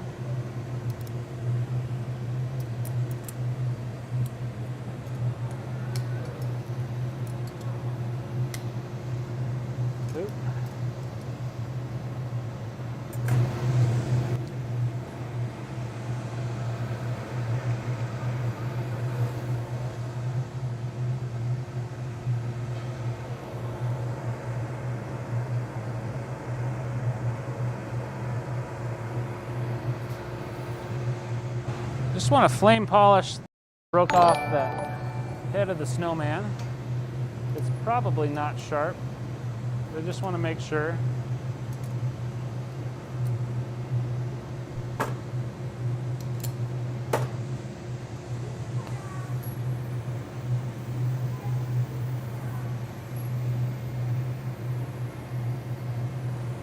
Put a little bit of heat in the bottom where it's cooler than the rest.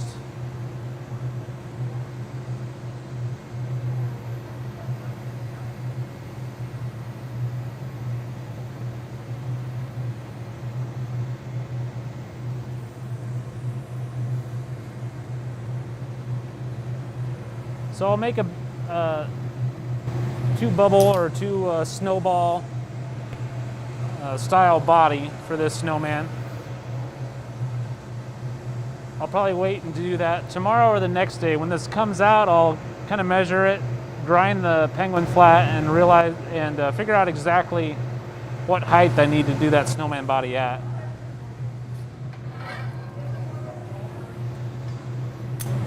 All right.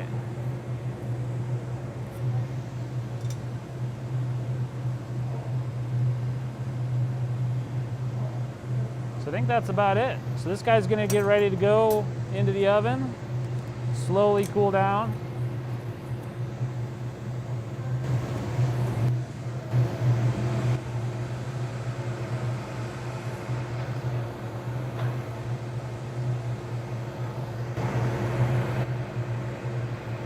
I'm actually gonna tighten the jack line just a little bit, just for insurance. I'm a little bit worried if this jack line wasn't tight enough and crisp enough that when I break this off, send a vibration down the rod, that it would go all the way through the Penguin, find the weakest spot, which might be the joint where he's, excuse me, holding on to the head and break. I don't know about all of you, but I don't want that to happen. So I'm going to make this constriction just a little bit tighter before I break it off. So a couple more heats and this guy will be in the oven.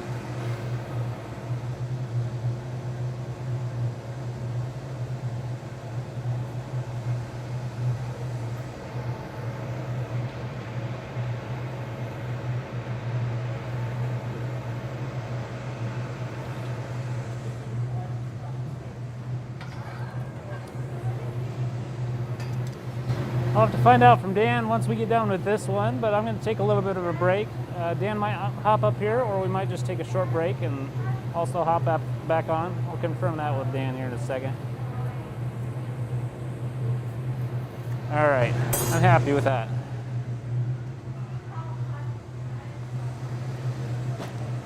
Okay, so this guy is going to get put away now. You can see him-ish.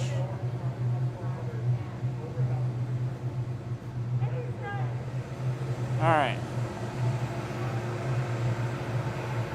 Going in to slowly cool down. Thank you.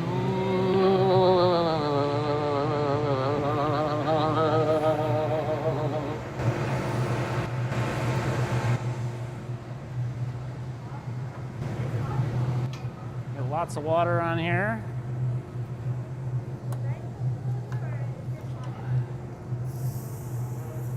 This is right where I'm going to break it off, so I'll send a vibration down the pipe so I can pop this off.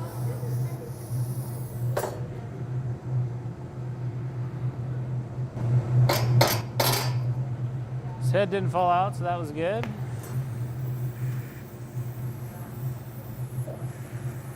And we won't see him until tomorrow afternoon. Just about 900 degrees in there currently. It'll slowly cool back down to room temperature. So I hope everybody's enjoying themselves. Thanks for joining us. We certainly do miss you coming down. And glad we could provide this and you could join us doing this today. See if Dan wants to hop up there. We're going to take a little break, or what you want to do. Mic back on here. Oh, thanks. What was that? Cheer. Thanks for the cheer. I appreciate it. Thanks, Bird. What do you call this? Well, this is the glory. Glassblowing? This is the Glass furnace. The blowing. glory. Yeah, we're glass blowing. So we have the furnace here, which is the glory hole. The center furnace here is the one that we hold our clear glass. So I'm going to open it up, and you'll see how hot it is. But you keep a limit. I would say stand right there if you're going to stand. But you just keep a limit. So inside here we have our clear glass. Yeah, this is about 2,000 degrees in there. 2,000 So, yeah. degrees. Wow. Yeah. That's 2,000 degrees out there. Yes. Inside there. Inside there. How about this one? That one's a little hotter. It's about 2,100. So, 2,100. yeah, this one runs 24/7. We never shut that one off. This one we turn on and off during the day when we're working. But So you maintain the heat, yeah, hotness of we have to heat the pipes up to keep them hot. Right. Yeah. Because if not, it's gonna break the. Then the glass sticks to hot metal, but doesn't stick to cold metal, so you have to preheat it. Yeah. I'm gonna find out what we're doing next here. Okay. Actually, I might see if Ed wants to talk. Okay. So I might see if, I don't know if you want to give him your mic, and I'll just kind of interview him for. Yeah. So you want to And take a have him 5-minute go break through. and come back then? Do that? Yeah. Okay. So we're going to take just a little break and get set up. So we're going to take a quick break, and I'm going to try to get Ed up here, and we're going to talk to Ed. Don't go back. And what's that? Oh, we'll go. We'll make stuff. Yeah, we'll make more stuff. But I'm going to interview my father-in-law, which is the owner of the shop, and he's going to tell us kind of the history of the hot shops, or the history of the glass shop itself. So I'll talk to him a little bit. So just give us a few minutes here. Father Mole, I didn't even see your cheer. Thank you for the cheer. I didn't even see that. KY Berg, I appreciate the bits as well. Just trying to see if I missed anything else. Oh man, I really appreciate it. Thank you guys. That's awesome. We're going to take a quick break. We're going to talk to my father-in-law if he's willing to come on camera to give us a history of the glass shop. So I'm going to go to a big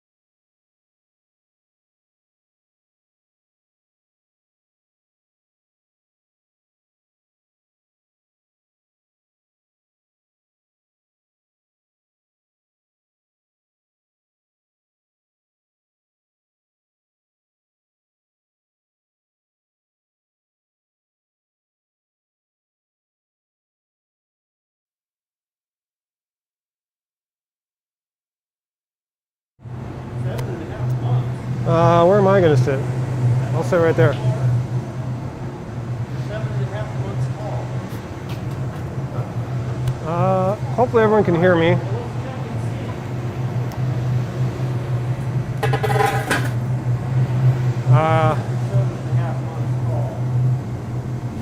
Yeah, I need some waiting music or Roar the Furnace, but we're live now again.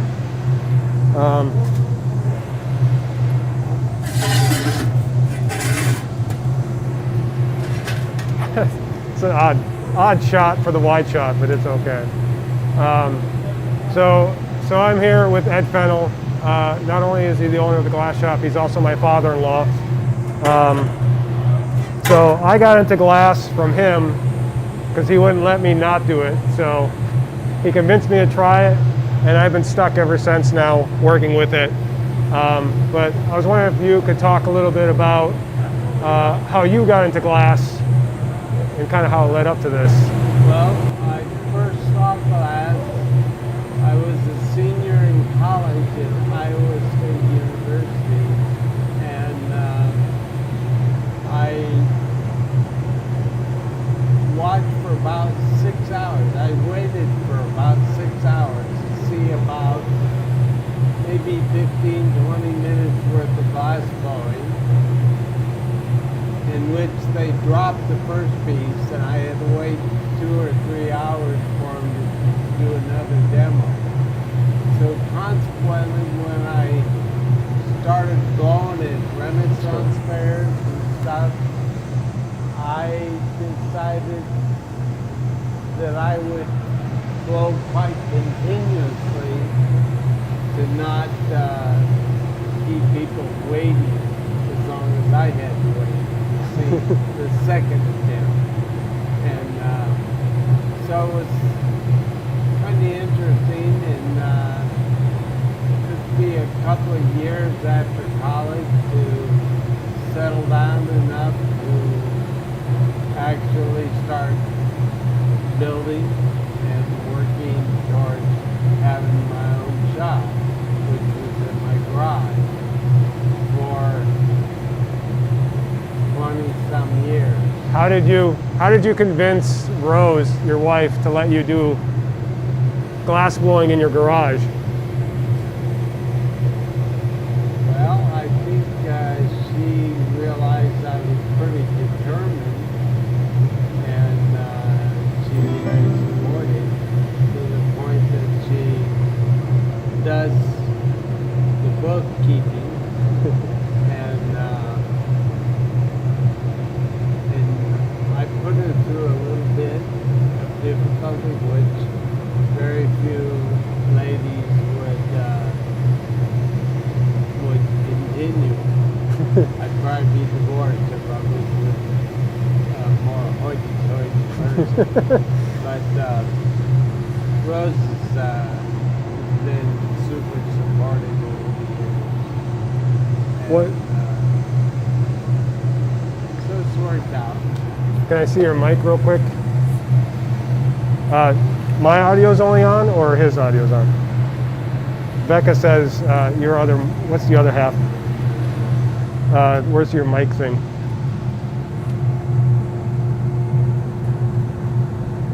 Okay, that's on. Can you hear him okay? Technical difficulties. They just said they can't hear you very well, but maybe I just need to move your mic somewhere.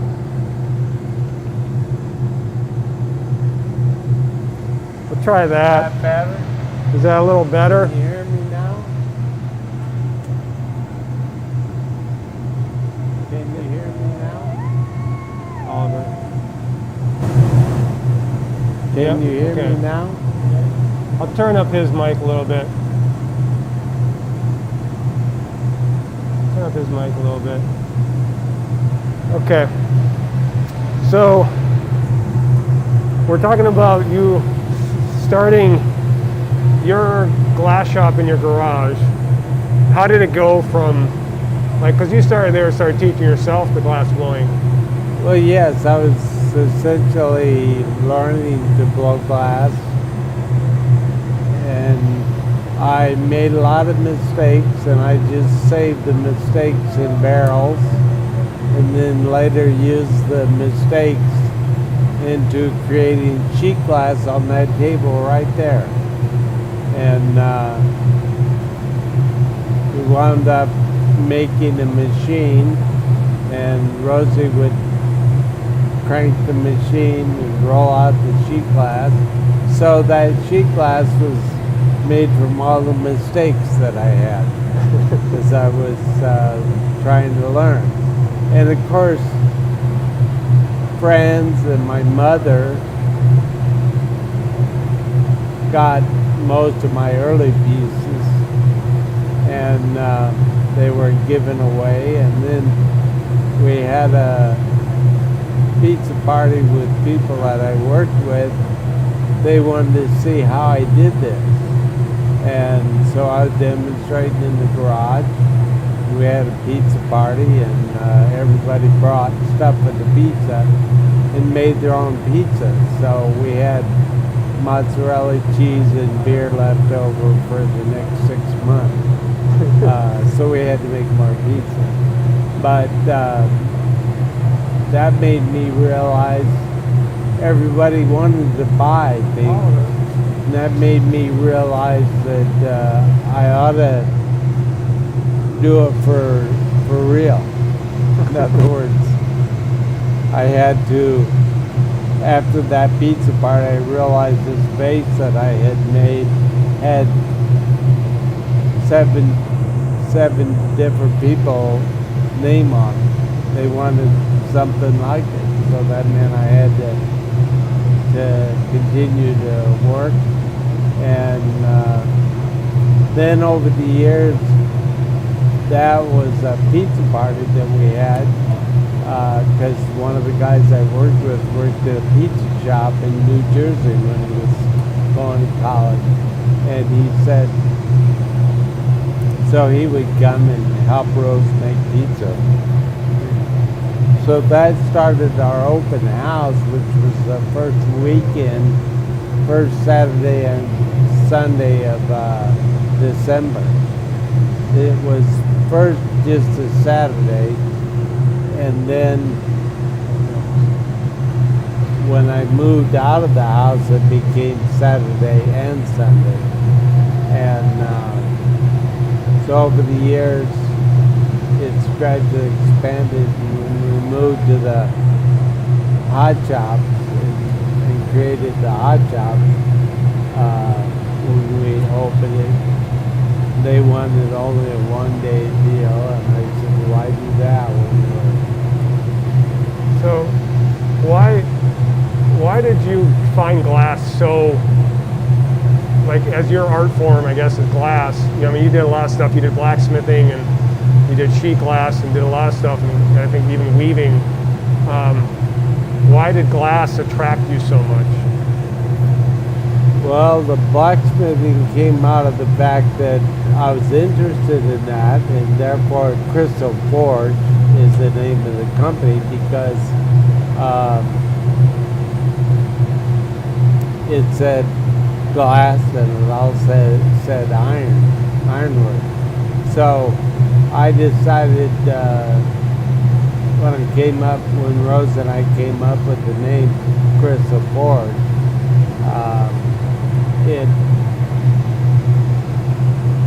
I was collecting blacksmithing equipment as well, and then I coordinated with Ron Loken out of Lincoln, Nebraska, and that's the reason we wound up starting the hot shops here in Omaha. Was we were working with architects from Omaha and doing stuff all over the country, and glass and iron work. So it made sense to develop a place that we could have both and work in collaboration.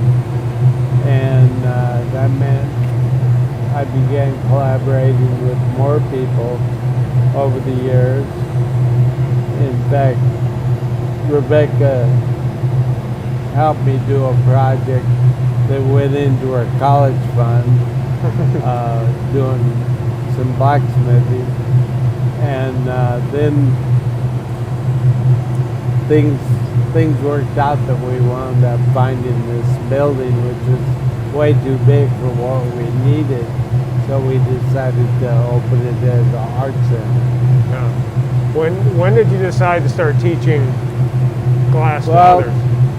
teaching was sort of forced on me by a fella who was fascinated because he saw Ray Schultz, who was a professor at Kearney on ETV, Nebraska Educational TV, and he wanted to learn about this glassblowing. So he met Ray, and Ray was closing his furnaces down for the summer, and gave him my name and my phone number because he said you'd be closer.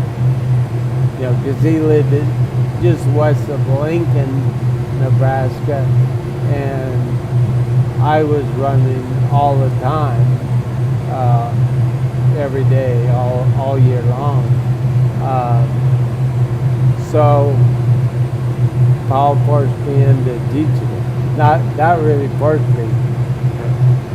When I met him, he walked up Just leave it in there for now. with his hand behind his back and a Michelob beer bottle, 6-pack in hand, said, I was told you could use Michelob beer bottles. I said, well, yeah, I can. So I reached for him and he said, well, since you like Michelob, I brought a full one. We can empty it tonight. So I said, a guy after my own heart. So Okay, Dad? Okay. Paul Dean just forced me into becoming a teacher. And it's been quite delightful.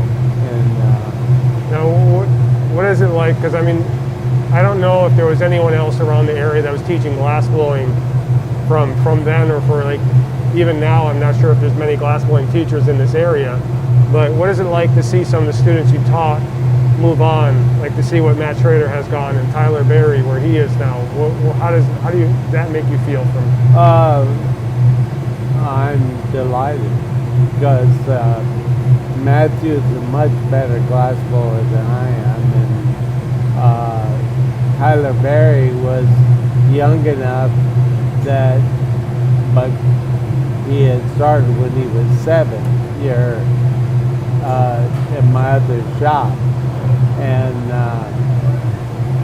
he has gone on, but he had applied to go to Corning for a workshop, and when he was talking to him about finding a place to rent while he was in Corning, New York, the lady, the director, was talking to him and said, Tyler, he had kind of a young kid squeaky voice. And she goes, Tyler, how old are you?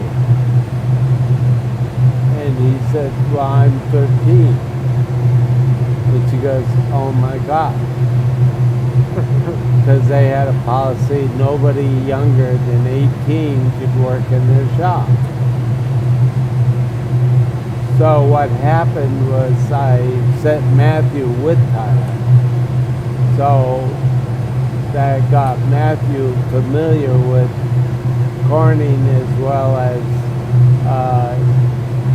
he wound up being his sort of, what do they call it? Assistant, The gaffer. He wound up being, he took the workshop. I said, well, I'll pay for you to take the workshop, but I'll pay you to go there.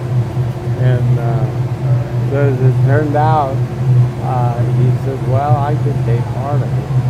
I said, well, but you're going to help Tyler so be his guardian while he's there.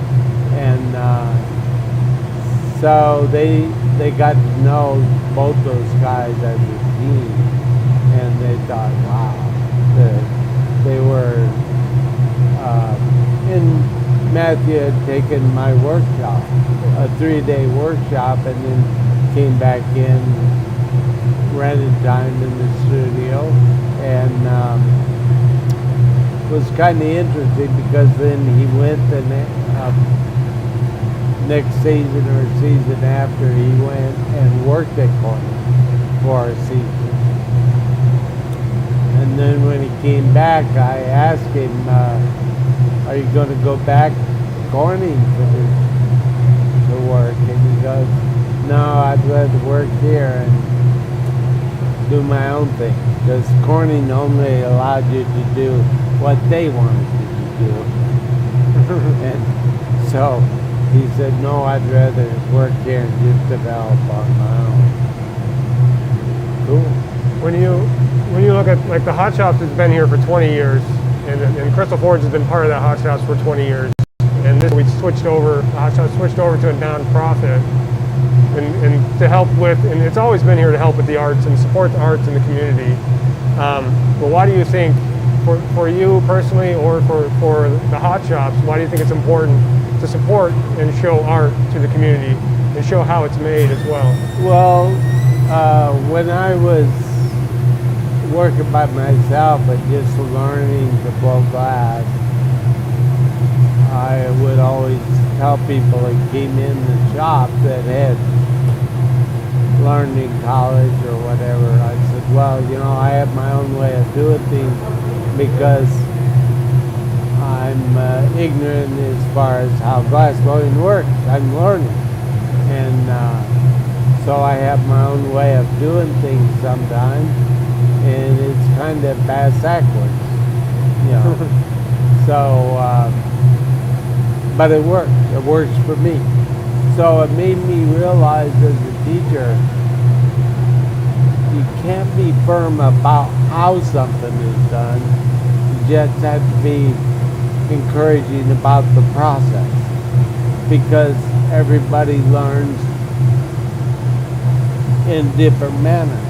And so just be encouraging. And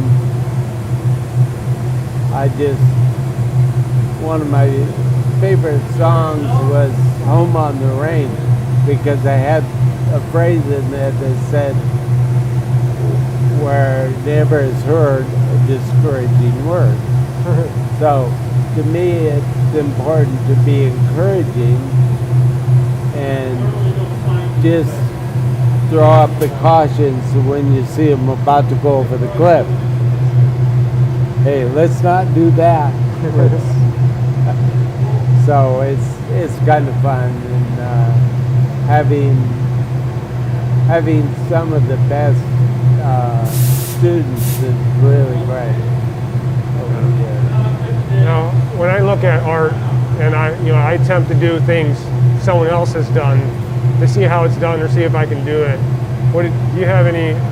I don't want to get too opinionated, but I always hear people in the glass world say, "This guy's stealing my stuff. This guy's doing the same thing as me." I kind of sort of see that as part of the learning process, that you're trying to mimic someone to learn it. And doing it for so many years, like I know you've seen that happen around. How does that help people grow? What do you have to say to people that like think that their stuff is being stolen, or like the art world, that things being mimicked all over? Yeah. So he's stealing my colors. He's stealing this. He's stealing that. I've heard that from people, and I look at them kind of quizzically, because no one was the first one to do anything. Everything happens because I show you and you say, that's cool, but I think I can do it better. So it's based on not really a one-upsmanship, but that's kind of what happens. You see somebody working and you go, hey, that's cool, and it triggers something in you to say, I want to try this, and you realize it's not easy. So you find ways of doing things to get where you're going. And so it becomes a very, very personal. And what I encourage students to do is when I teach, I tend to teach to make a drinking glass, something that's useful to you, useful to other people. And you can ask 10 glass blowers to make a drinking glass and you get 10 different drinking glasses. To me, that's exciting. You don't see the exact same thing. And if Matthew does one, and Chris does one, and Frank does one, and you do one, I can usually pick them up and go, oh, this is Matthew's. Just by knowing how he works. And this is Chris's, this is Frank's, this is Dan's, this, and so when there's a question in the shop as to who did what, people say, well, where's your work? And I said, well, you don't want to really look at my work. You want to look at the work of the students. That's so much better. I always looked at, because I hear that all the time. I hear people say that all the time. It's like, oh, they're doing the same thing I did, or it's the same, the same work I do. They're just stealing my work. But when I came here and you were teaching me to blow glass, you would make a glass a certain way. And I'm like, oh, I don't want to make that because that's your style. You're like, I don't care, make it. Just if you're going to do it, make it better. Do it better. Just my way of it's what's better, what's appropriate. Do you want a mug that you can slam down on the table, or do you want one that you have to be careful with? They're all appropriate. So what's appropriate? If you're going to make it to go out camping in the rough, you're going to make it different than you have for your dining room table. That's appropriate. Appropriate is the how well it works for the given thing that you're trying to do. It doesn't mean it has to be it's worse or better or whatever. It just you decide what it's for and make it accordingly. Yeah. I always find it amazing when you make something and it doesn't turn out. We've talked about this before, where the one that doesn't turn out or doesn't do what you want, that the person's going to want, or the one that's going to sell first. And it's always find it amazing how the people who come in will pick things out that they like. And you might not like it, but it's all in the eye of the beholder when it comes to glass. Yeah. And really, you don't know what to use it for. When I first started blowing glass, I hoped that I would eventually get good enough that I could make a glass that would sit on my nightstand and hold my false teeth. So you work towards that. Are you close yet? Not yet. No.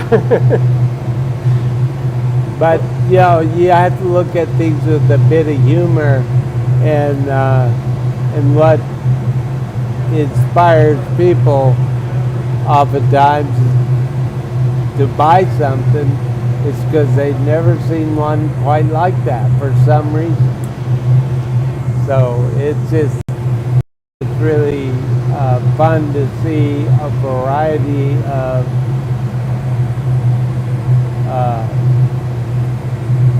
variety of ideas to the same end. What's it going to be used for?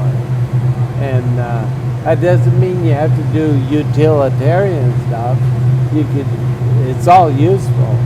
It's useful to say something to you. It speaks to me. That's why people buy stuff sometimes. And sometimes they buy it because they have a friend that would love it. So someone made a comment here, and I've heard you say this before, I think, or at least I heard Tim say this before, about how the material will record your energy. You know, so when you're working with glass and how when you work within what you're doing, how much you love it, how much you love the process, that I feel like that gets recorded and shown in your pieces. Yeah, yeah, and the way, you know, like we were talking earlier, that I encourage people to try it. And if you very quickly, when you learn to make, say, a drinking glass, if you can make a drinking glass, you go through the whole process of what it takes to make a vase, you know, different things like that.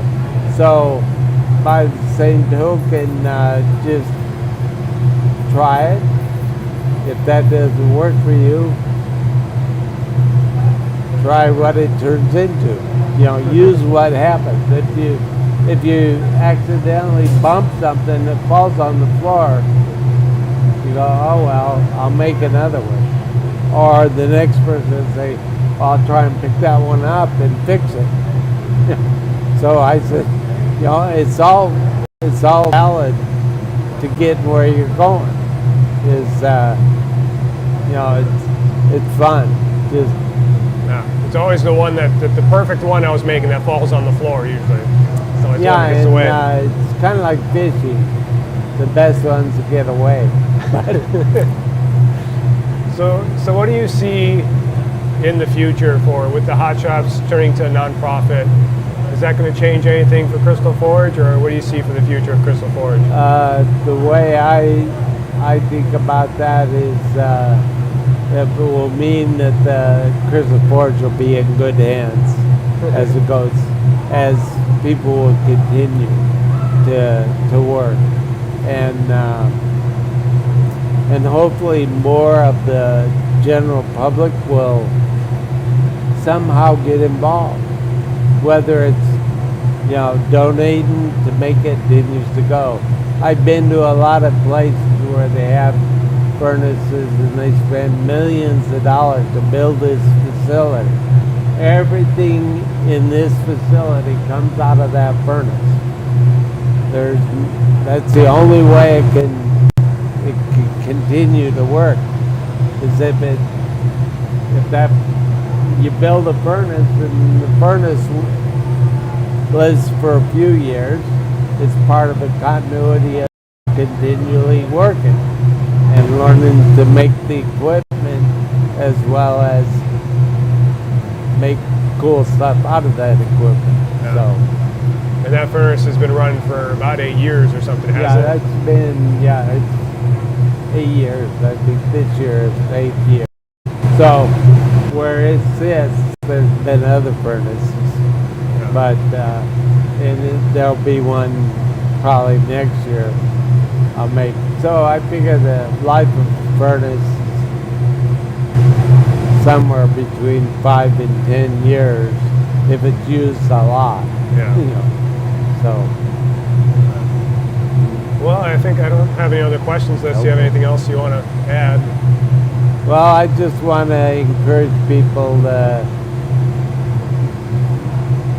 come to the open house, even if it's virtual, and you see it online, and enjoy the hot shops. There's a lot of talent in this place. It always amazes me every day when I walk through the place, and I don't go through the place every day.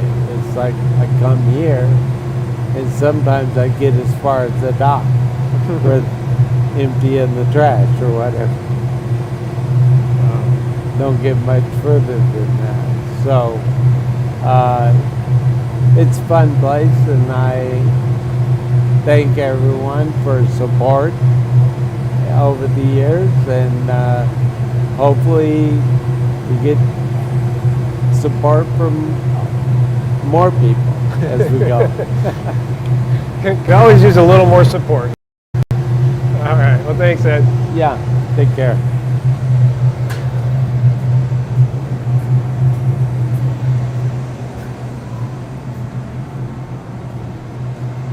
I think that's it.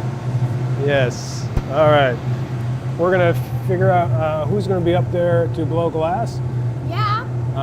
and either I'll jump up and make ornaments, or we'll see if anyone else wants to demonstrate something.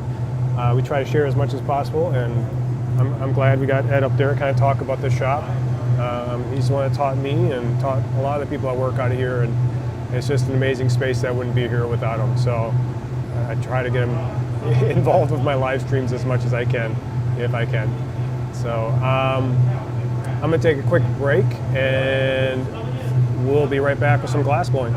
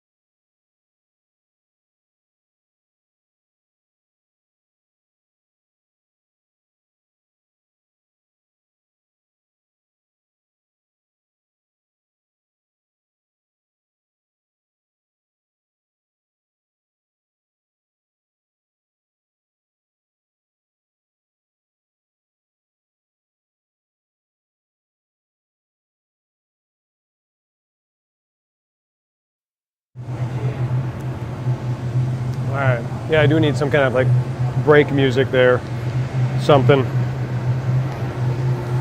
Okay. We're gonna get back at it. I'm gonna make some more of the red and yellow swirled ornaments. just because I want to make sure I have enough for the order I have. So we'll have someone who wanted a couple of them, so I'm going to make a couple more of them just to make sure I have some in case they lose some through the process. And then maybe later on I'll kind of demonstrate some of the vases and ornaments. We'll see if Matt wants to get back up here to make anything else too as well. So we'll kind of switch back and forth from there. Unfortunately, my Marver cam overheated and it went in the fridge for a while. So it's in the fridge right now cooling. My GoPro. The GoPro overheated. I think that's what happened. So we'll see if that will come back in the future. But I can't change to it anyway as another camera. And as well as I won't be able to check the chat. I'll have to look at it every now and then because I don't have my earphones on. So I'll try to chat with you guys as much as possible. But it may take me some time to answer your questions or to read your comments. I'm going to start by gathering a little bit of glass. So the center furnace here we have, we just talked to Ed, it's been running for about 8 years now. We never shut it off, so it runs 24/7. And we build the furnace ourselves. So Ed and Chris Kemp, and a few other people in the hot shops here have worked together to build that furnace. Mostly Ed and Chris Kemp. Frank DeHarsh as well has helped with that furnace. And that's been running for 8 years and has not been shut off since it was built and turned on. The glory hole here we turn on and off during the day whenever we want to work. So we do turn these off when we're working or not working, but this center one is constantly running. And eventually we'll have to replace that one because furnaces usually run about 7 years or so, give or take, depending how well you take care of them. Usually when you teach a lot of students and things like that, they can wear down a little bit quicker. But so eventually we'll have to replace that one sometime in the next 5 years. So I'm going to heat this up, melt that color into it, bring it over to the bench here, or over to the Marver, and we're going to squish that out. And then just start twisting it a little bit, and then go back to heat it up. And I'll take it to the bench now and twist it a little bit more just to make sure that twist goes all the way down to the bottom.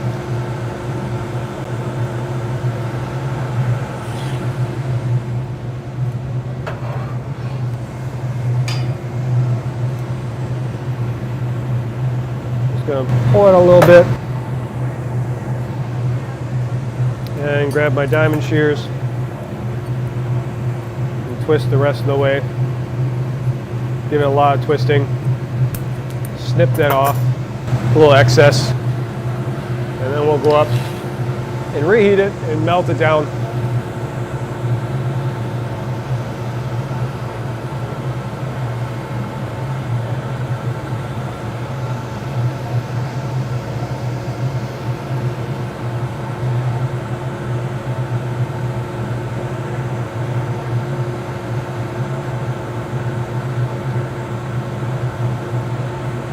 So melting off where I snipped off that little bit, as well as I'm just going to round off the sides and keep that twist in it.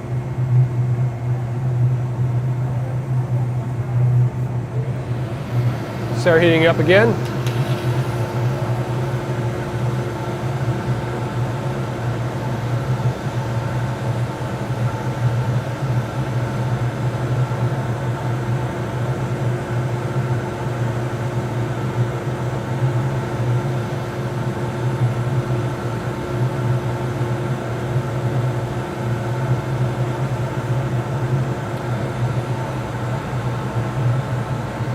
Make sure it's nice and hot.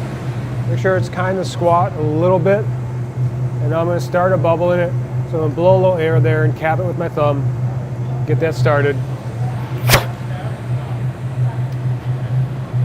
So as I blow in there, the air I blew in there, I cap it with my thumb and trap it. And then as the air hits that glass, it should turn to steam and start expanding and create a bubble inside there without even having to blow through the pipe. So just kind of a quick puff of air inside there, cap with my thumb, and then you got a bubble that starts to grow on its own. Now I'm going to heat this up. We'll start the process of making ornaments.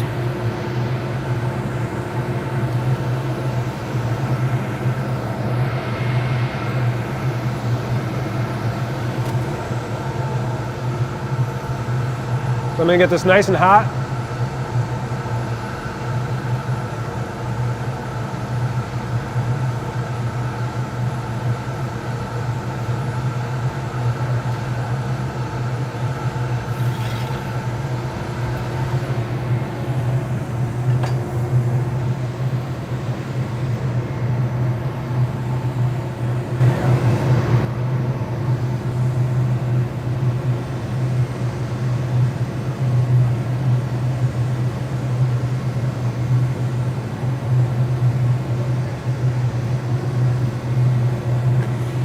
Heat it up again.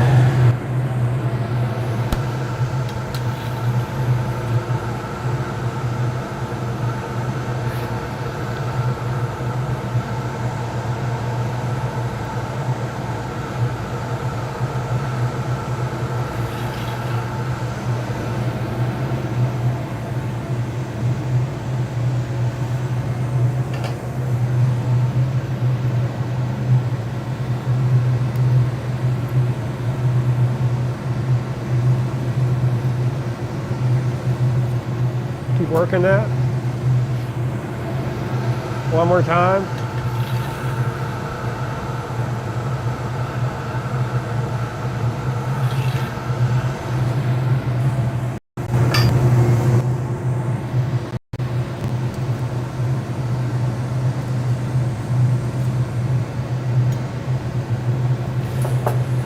There we go.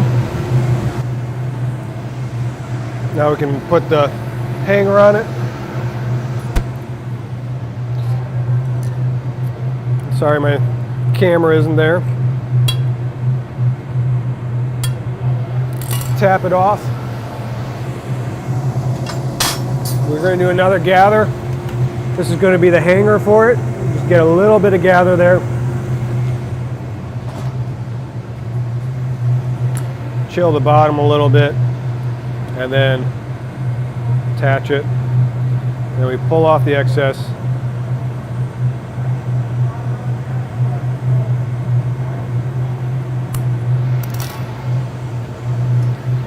We gotta make the hanger. Usually I have something to put this other rod in, and I don't have it there right now. So, gotta just hang on to it. And there we have an ornament. And I'm going to make a couple more of these.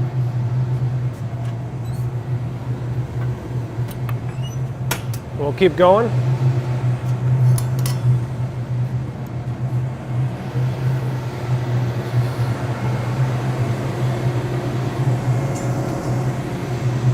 So using the same rod here, gather again on it. I can keep reusing this rod as long as I'm making ornaments if I want. As long as I can use most of the glass that's on the rod, I can continue to make that ornament. Heat this up.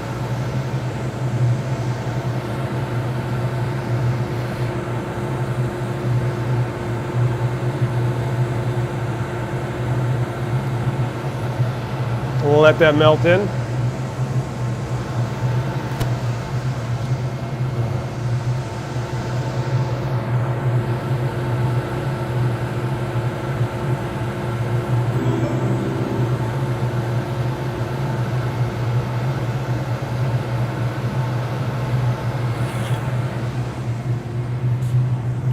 Marver that out.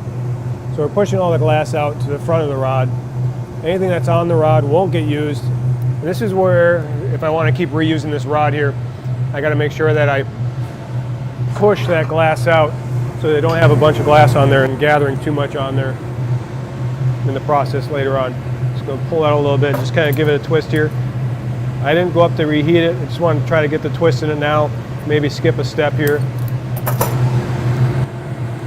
Speed it up just a little bit. I might have to put a little more heat in here as I'm up by the furnace now, just because I didn't heat it between those steps. But if I can eliminate one step, maybe I move a little quicker. We'll see.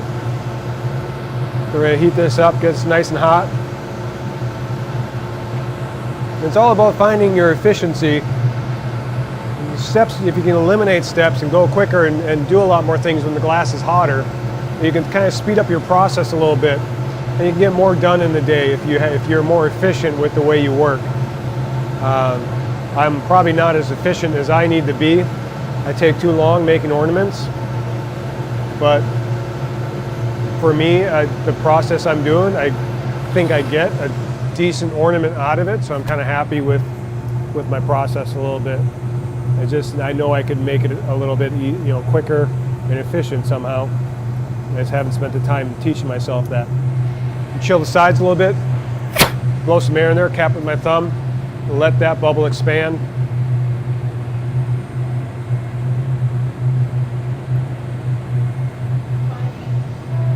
Try to get that bubble going.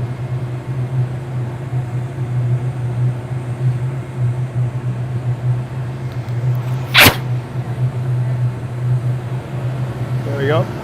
Okay. Heat that up. Get the blow hose on. That way I can shape it while I'm blowing into it.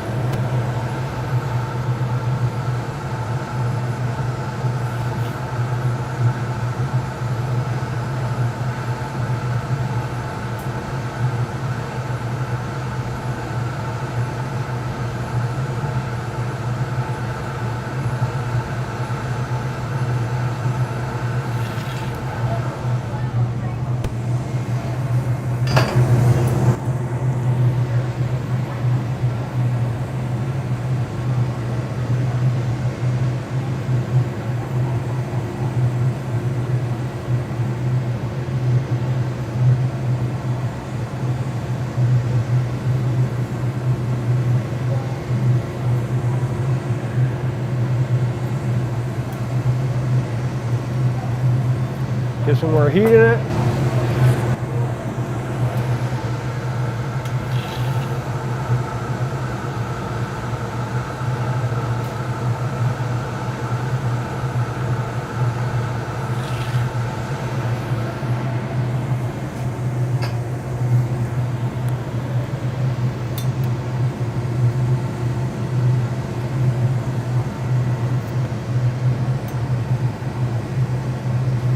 Heat it one more time.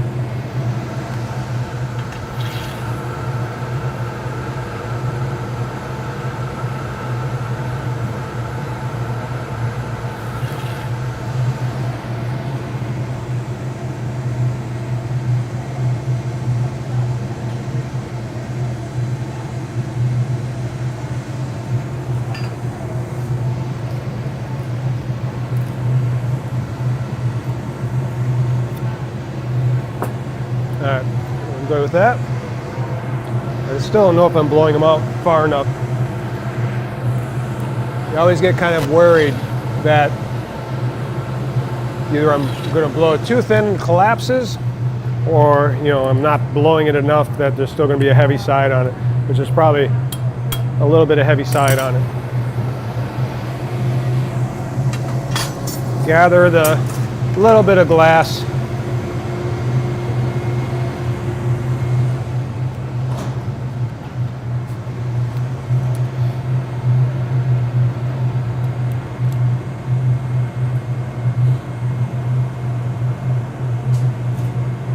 Make the ornament hanger.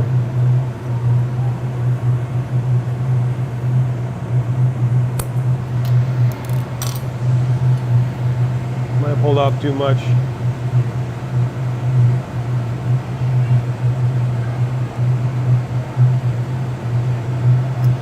Got it to make a hanger, but it's not the best hanger because I pulled off more of the glass than I needed, and it kind of got cold. But there's still a good hanger on it. Okay. Got another one of those. I think we'll do one more of these ornaments, and then we'll move on to something else for demonstration purposes.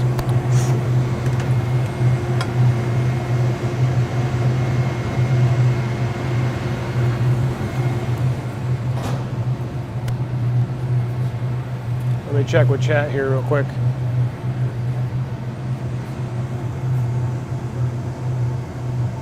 Hey, Rogue, how's it going?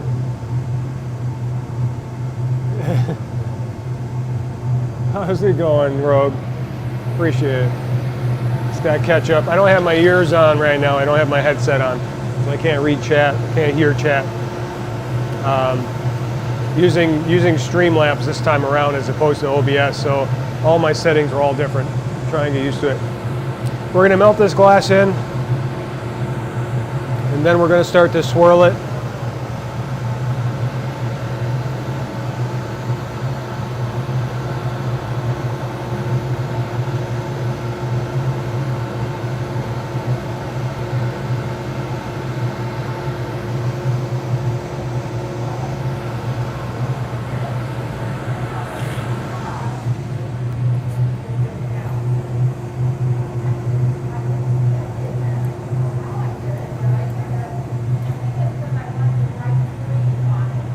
Do a little twist. Come to the bench. Switch over. If it will switch over.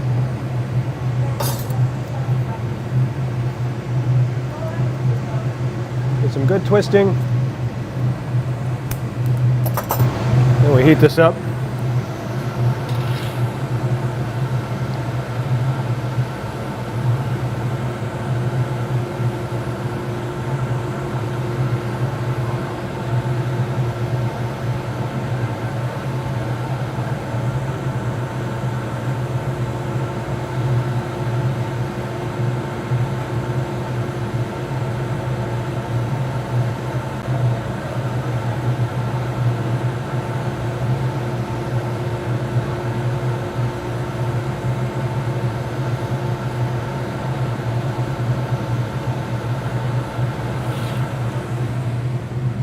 Marver this out, smooth it out, get a bubble started.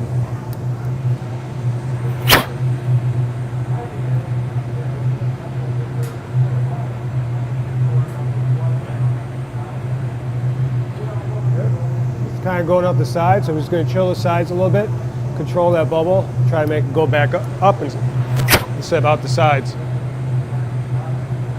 Want to get a kind of a round bubble going, or an even bubble. This one is not even, so I'm not sure how this ornament's going to turn out because the bubble kind of went out. Got a little lopsided bubble.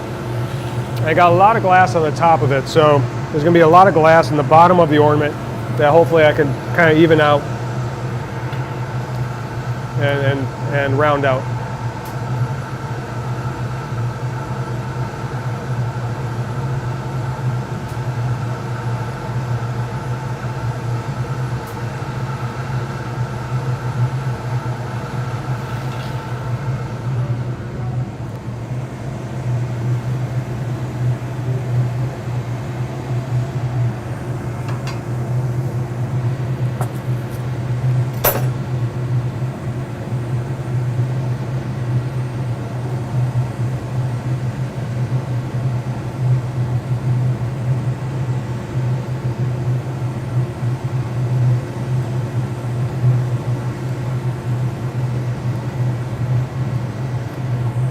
Get some nice heat. I still got a good thickness on that bottom.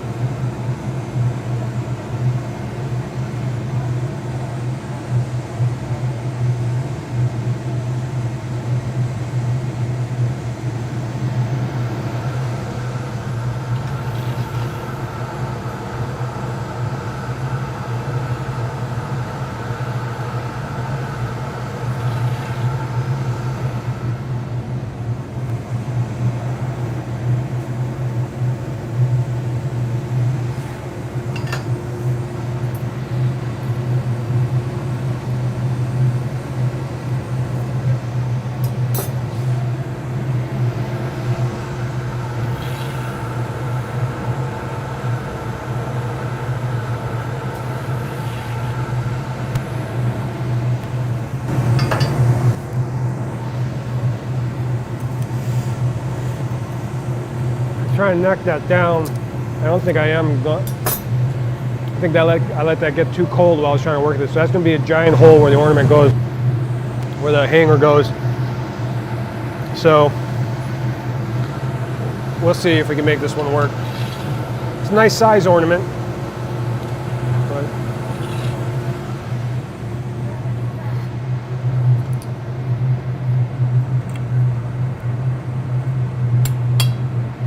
it's got a giant hole in the top of it.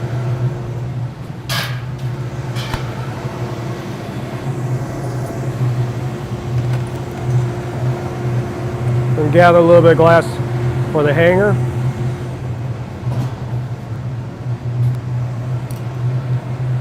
Chill that bottom. Try to chill it quite a bit.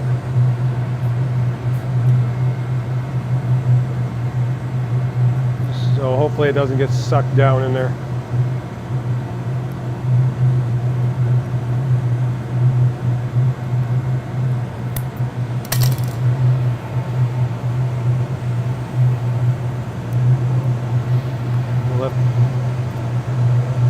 A little bit more glass on there.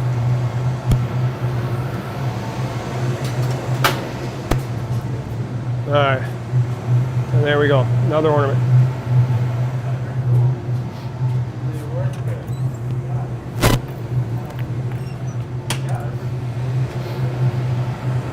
All right, I think that's it for ornaments for right now. Good time, having a good one. I'm too busy this week, so I'll get back to production hopefully the week come after. No worries. No worries. I don't got any schedule for that, so I'm still trying to get things planned out. You've got lots of glass. Well, it's better to have glass than class, because I don't think I have any class.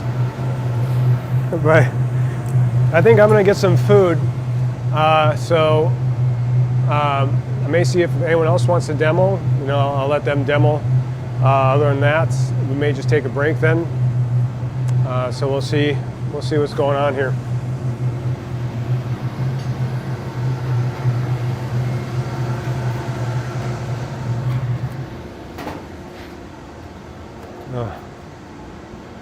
Did you want to do any more demos, or? I'm probably going to head on over to Okay. I'm gonna. All right. I'm gonna take a little lunch break, then maybe I'll get back to making some other stuff. But, cool. All right. Well, thanks, Matt. Yeah. Appreciate it. Yeah. Yeah.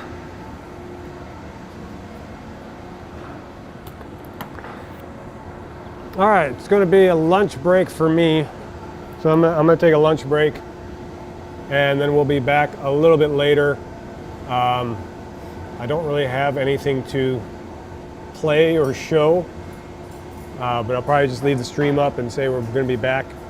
Let me get it be right back screen up here. But appreciate everyone that was hanging out and watching so far, and we'll be back with more glass blowing after I have a bowl of chili.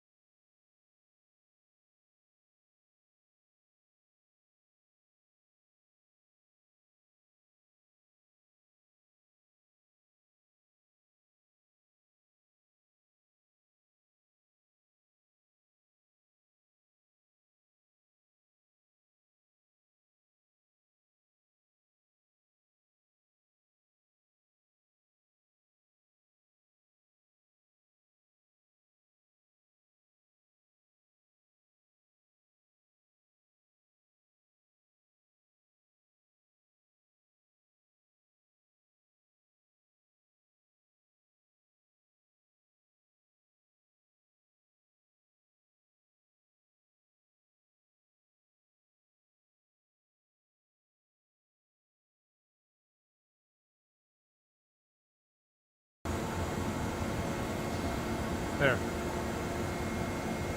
I'll just leave this here, so then you can hear the roar of the furnace. It's just a calming stream. Just close your eyes, listen to the ocean. Imagine the beach. It's nice and hot. I'll be back in a little bit.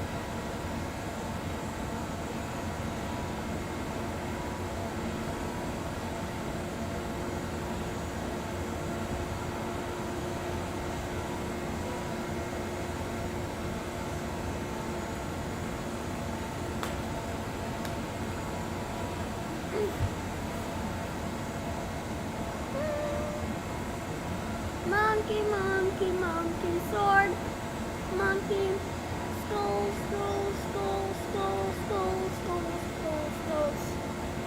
And I think that's a germ.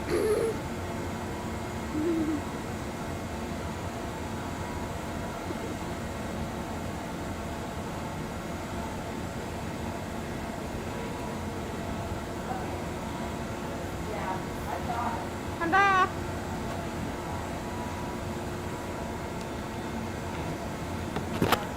I'm back.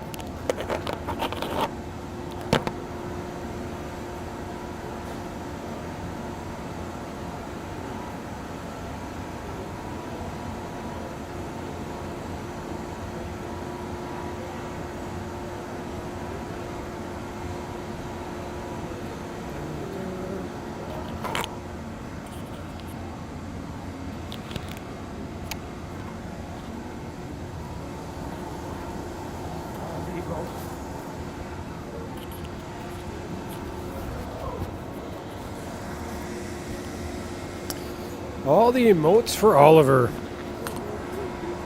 Oliver gets more love than I do.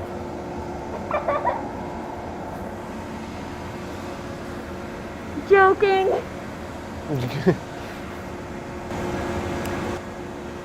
There we go. So I find that there's a huge delay in what I'm streaming and what you guys see. So I'm not too happy about that, but I guess that's what I get to deal with. So I'm not sure what I'm making at this moment right now. I'm thinking about trying to make a bowl, just kind of make something different. Take a step away from ornaments for a second and maybe make a bowl or a vase.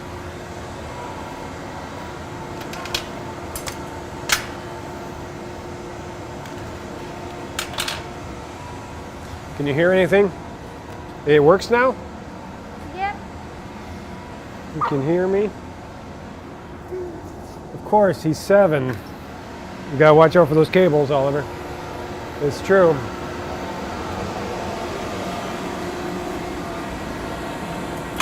Alright, if we're gonna make a bowl or a vase, what do I want to put on the outside of it?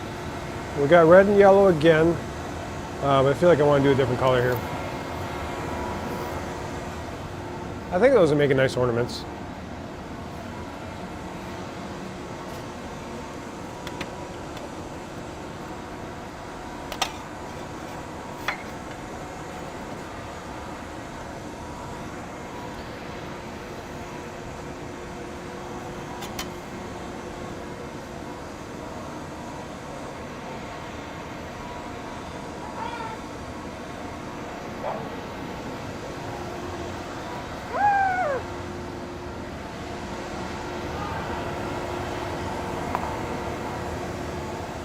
Do I have white? Maybe.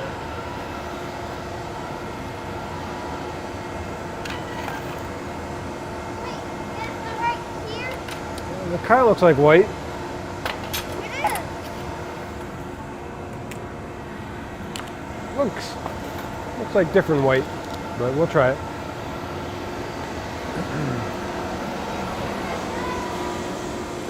It is weird to me not hearing chat. It's kind of weird. I feel like I'm missing something.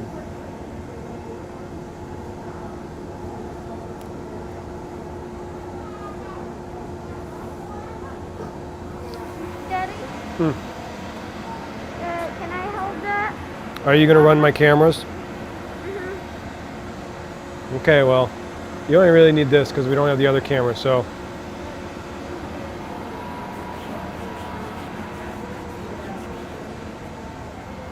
Itchy now.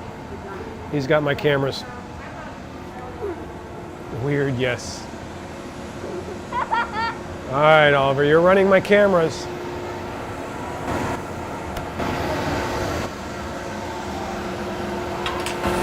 All right. Preheated the pipe. So hot glass sticks to hot metal. So we preheat the pipe to make sure that it sticks there. Where did the tweezers go?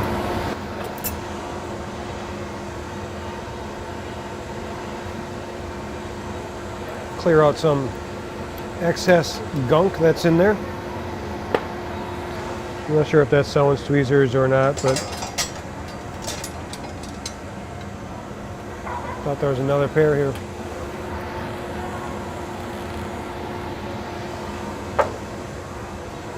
All right. We're going to gather some glass.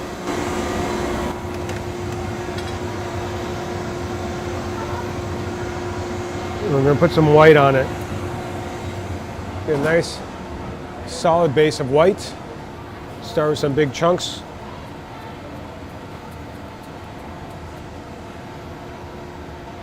And we'll put a little bit of other glass on it, other smaller chunks of white in between those giant chunks. Kind of seal it in.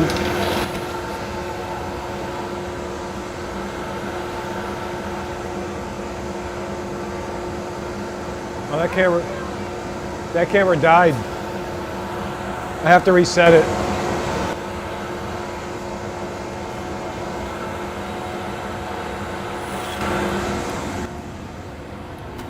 Might be because you're stepping on the cables, Oliver. Yeah, leave it alone. We'll have to fix it. Just go to the wide shot for now. Okay.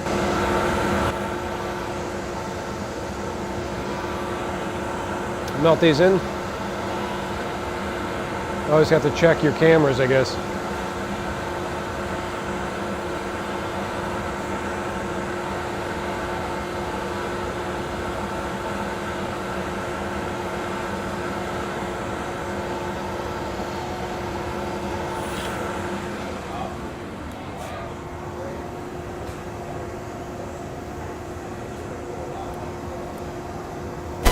We'll start a bubble in here.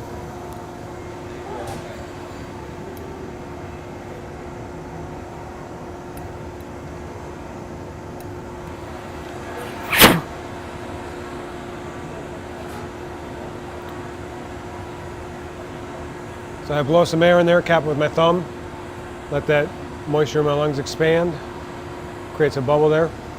Now, while this cools, without burning any of my cables, I'm gonna see if I can fix that camera.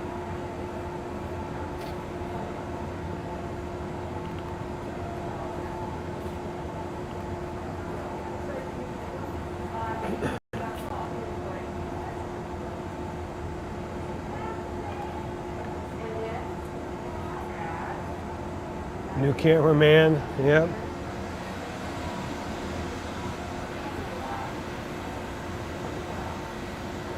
All right, should be fixed. Should be fixed. I lost my cameraman though. He got bored, so he ran off. Okay, we're gonna gather on this and then we're gonna put some blue on the outside. So we got white on the inside, we'll put some blue on the outside. Thanks. Thanks for doing this. Keep it real.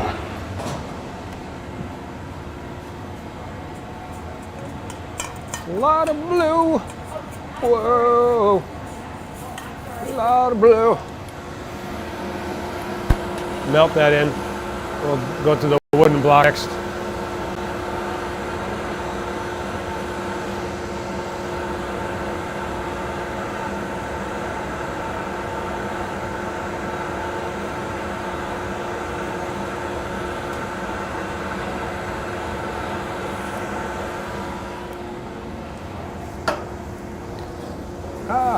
Probably close that bubble up. I blew that first bubble too thin.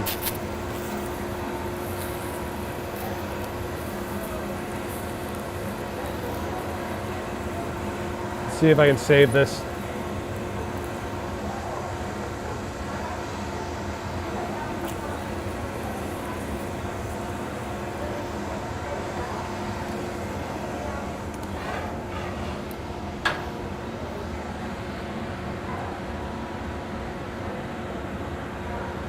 All right, well, I still have a bubble there. So we're gonna tip it down, let it stretch a little bit. We'll heat it up.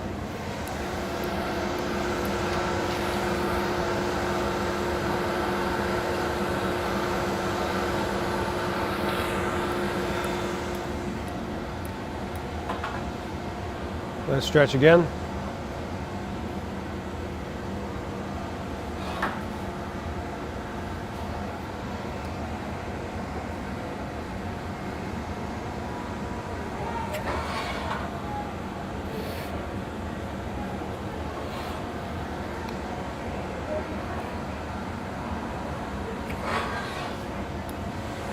So we're just kind of stretching and blowing right now.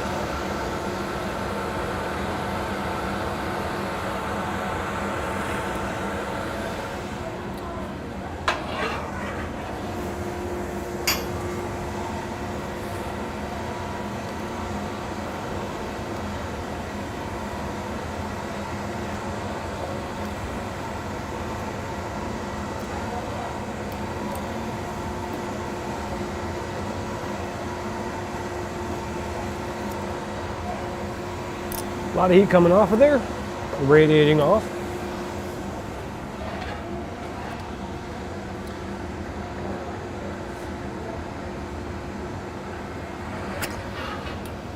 Heat this up again.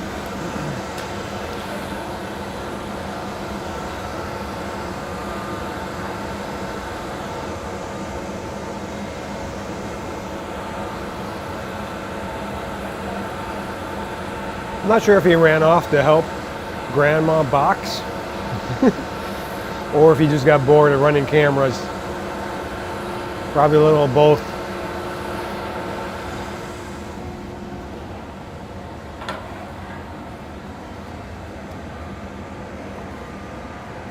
Try to let it stretch a little bit more.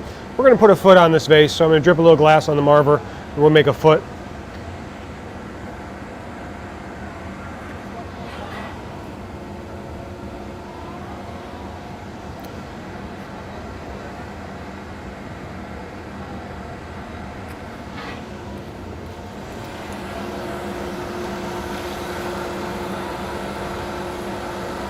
Heat it up a little bit.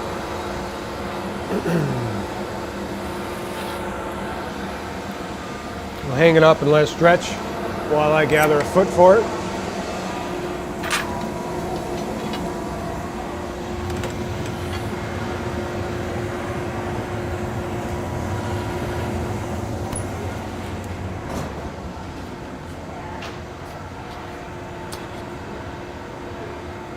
Cool off as much as I can.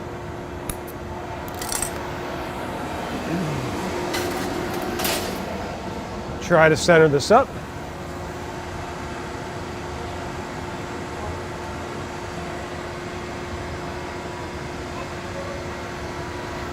There we go. We'll heat that up. And then we'll just kind of try to center up that foot, make sure it's center on there.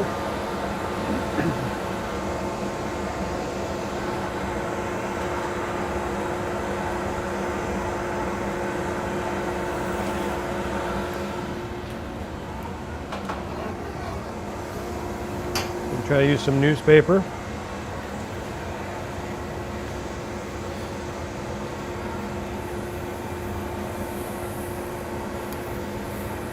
Round that off, make the foot there.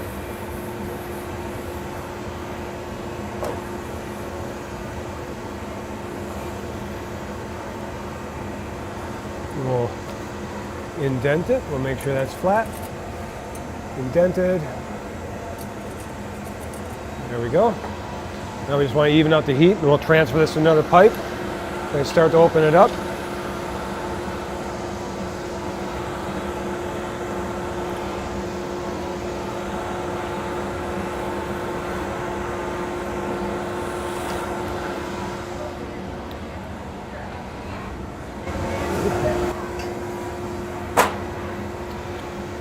Sometimes you can use a wooden stick, wooden paddle, to flatten it out.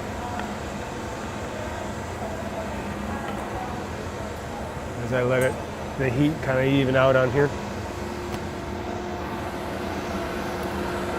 Flash it one more time, then we'll get the punty and transfer it to another rod.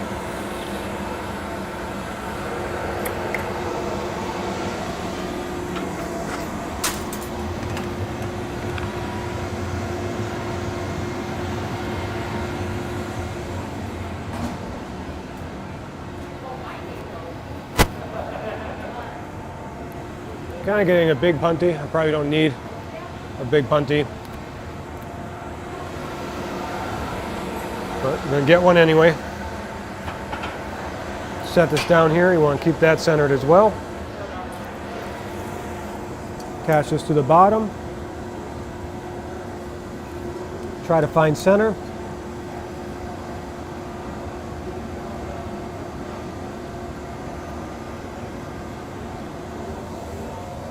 Get some water. Put some water up where we made that jack line. We'll tap this off.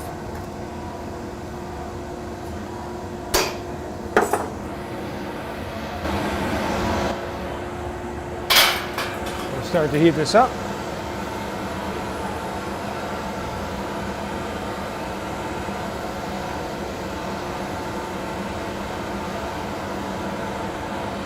So we'll get a lot of heat in the top of the vase now, since that's where we broke it off. So it's the coldest part of the vase.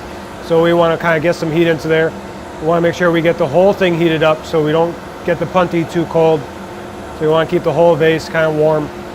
But so we're going to be working mostly with the mouth of the vase, so that's where we want to continue to heat and work with and then get the hottest.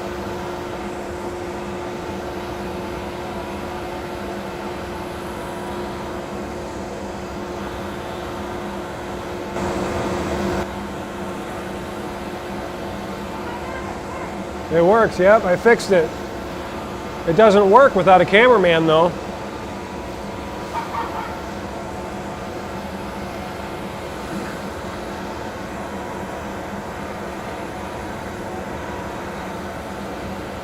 Get it nice and hot, and go to the bench.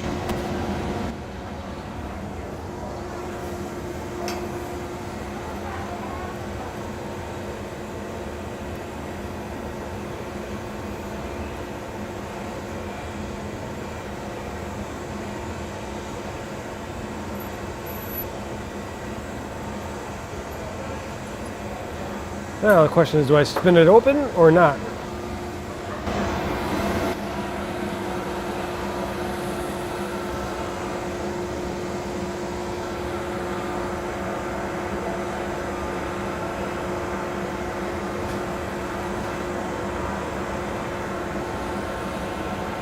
We'll get some more heat in the top of the vase.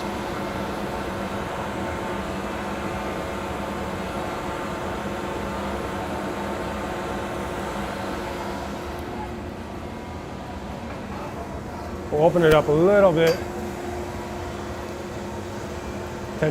Tension span of my cameraman kind of disappeared.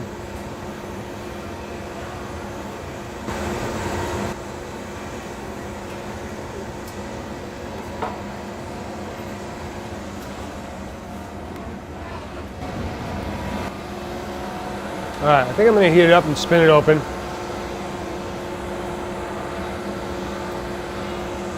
Okay, I'm going to spin it open, so go to the wide camera.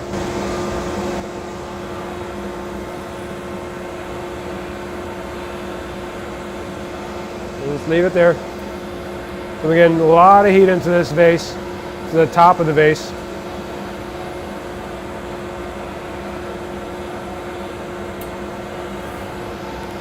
Spin it and hang it down, and we'll flare it out a little bit.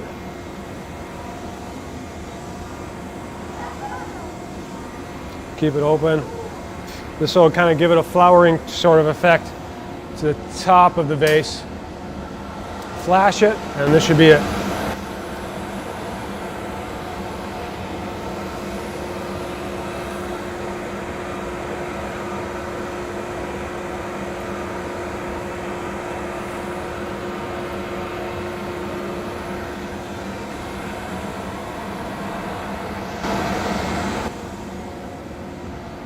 Okay. Need my grabbers.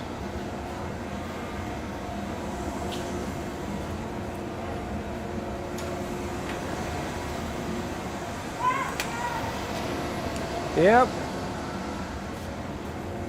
All right, so now we're going to break it off. Put a little water where it's connected. I might even be able to use a torch if it breaks off cleanly. So see, grab with the grabbers, tap it off.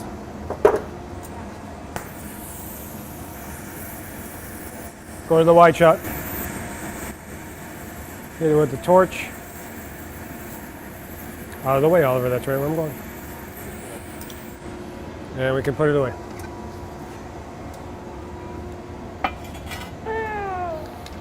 It's a nice medium-sized vase. Everything that we make needs to go into an annealer. So when we're done with it, we have to put it in an annealer. The annealer is about 900 degrees. It'll slowly cool it overnight to even out the temperatures. All right, let's see. You guys are talking about football? Every 8 seconds there's a small freeze. If he's approved, nice. Oh, I'm glad there's no freezes there, but hopefully the freezes are done with.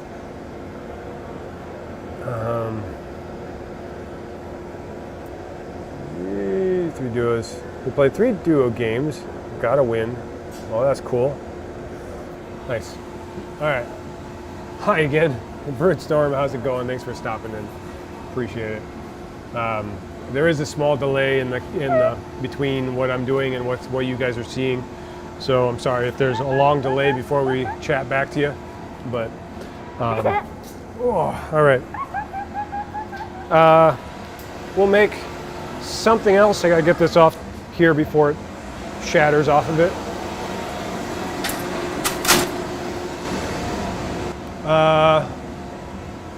Oliver has control of the cameras, so he's assumed control.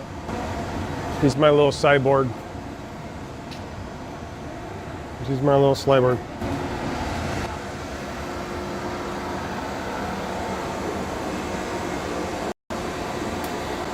All right.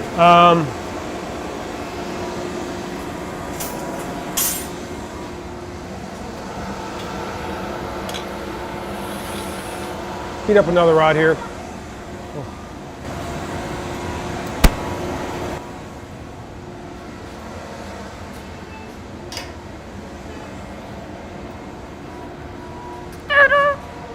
You're going crazy.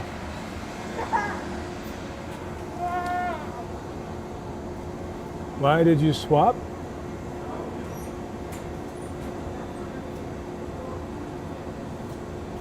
Didn't work anymore. Your jokes didn't work anymore.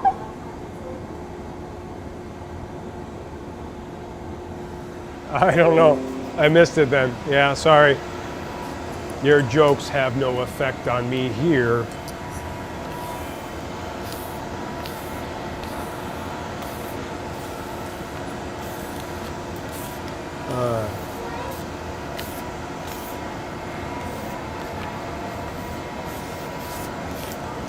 What do I want to make? Another vase?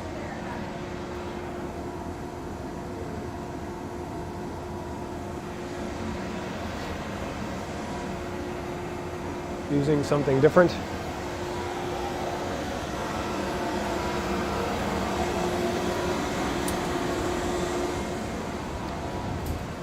Yeah, I'm using Streamlabs OBS, which has a huge delay, but it's a huge delay there, isn't it? It's kind of funny. Yeah, Oliver has control over the system. He has all the power right now. Been recognized, Oliver. Yes. Now you'll never get rid of him. Send it right to your head. Yeah. Yes. You're supposed to read me the chat too.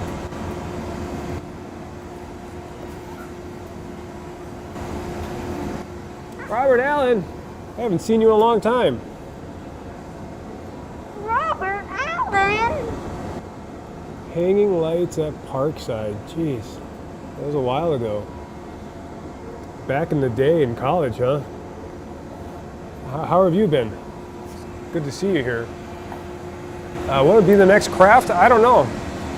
I'm trying to decide if I'm going to make something or if I want to sneak in somewhere else and try to show off something else in the building. I might make another vase, but just use different colors. Or a bowl.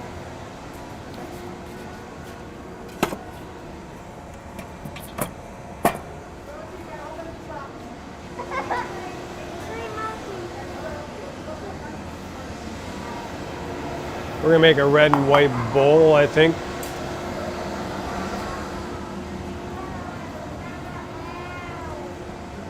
They can't hear you, Oliver. I have the mic. You might have control of the cameras, but I have control of the mic.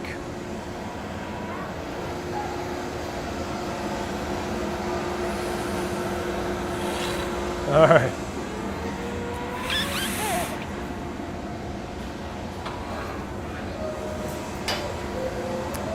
Oliver, that's not the mic. That's just the receiver. Oh, see, you gotta watch out for those cables. Where's the mic too? It's not plugged in. It's not on. I don't know if I want to give him a mic.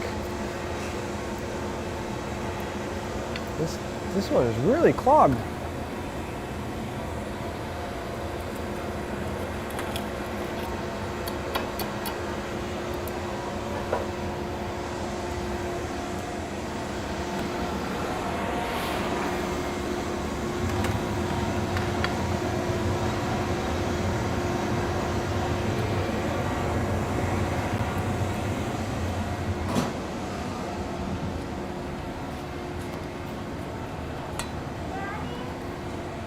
Yeah? I'm trying to get this on. Why do you want to get that on? No, we're not going to have you blow out the speakers of you screaming and making noises.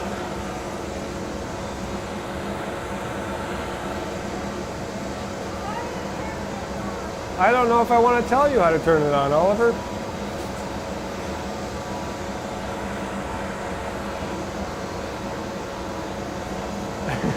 I'm sure he's going to figure it out. Why do you want to turn it on? Because I want to talk to. Well, you can't be making noises. Open up the hatch.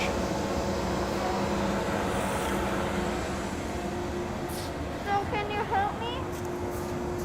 Open up the hatch. Open up the hatch.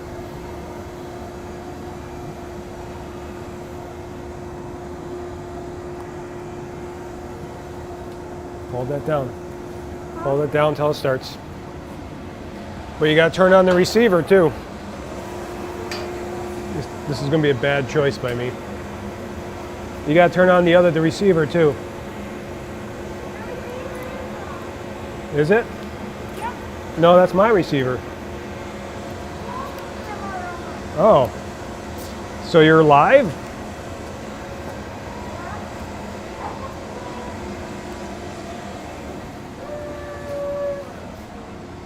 This one's not on. Hello? Bad Parenting 101.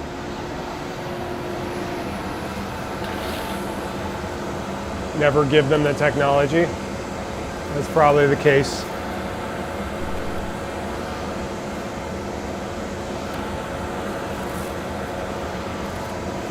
Daddy, a little help. It's kind of hard for me to help you while I'm doing stuff here.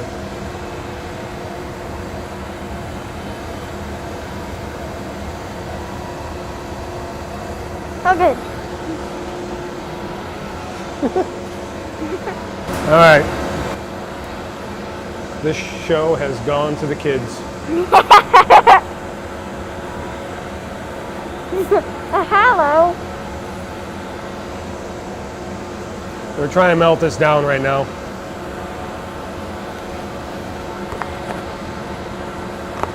Since I was kind of distracted, I gotta get some more heat into it.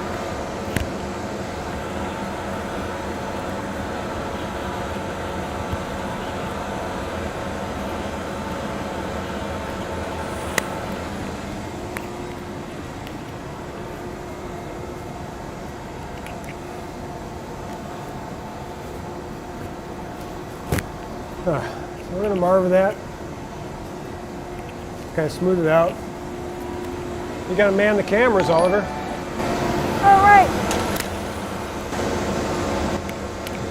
Whoa.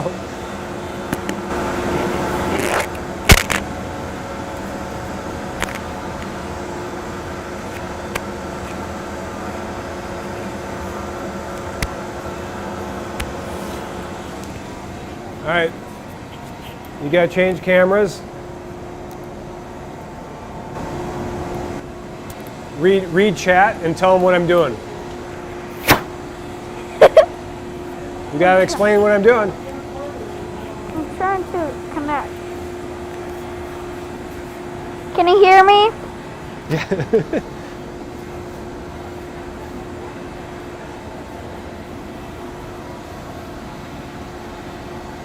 He's rolling the glass to make it shape right now.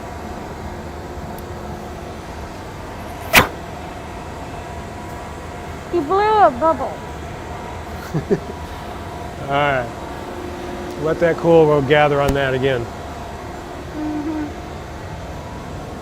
Don't touch.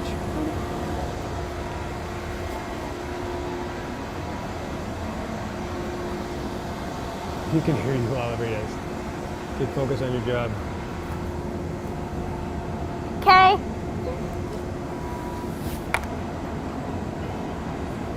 His name is Ollie. No, it's Oliver. Good job, Oliver. All right, we're gonna gather on this, get a little more glass, and then make it into whatever I'm making. I'm gonna actually go into a mold.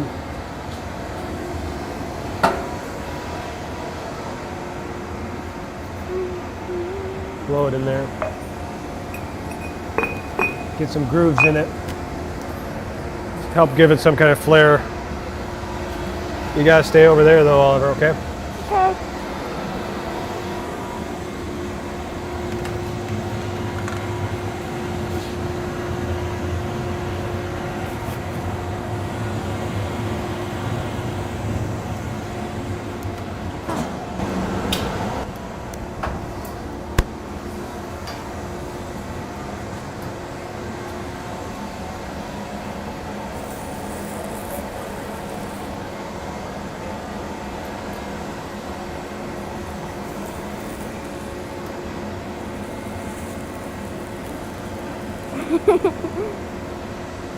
You gotta explain what I'm doing. How are they gonna know what I'm doing? It's Oliver.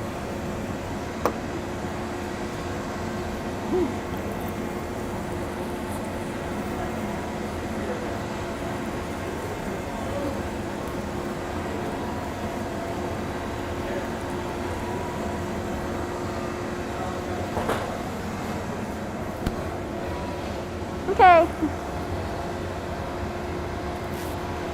Think this will work. See if it fits in this mold. Almost.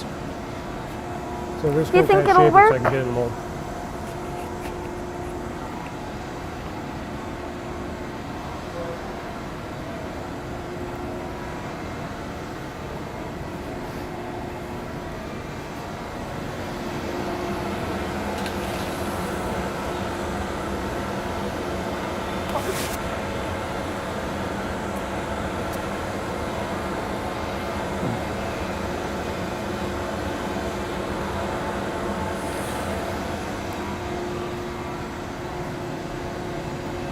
I don't know if it's a light bulb or not.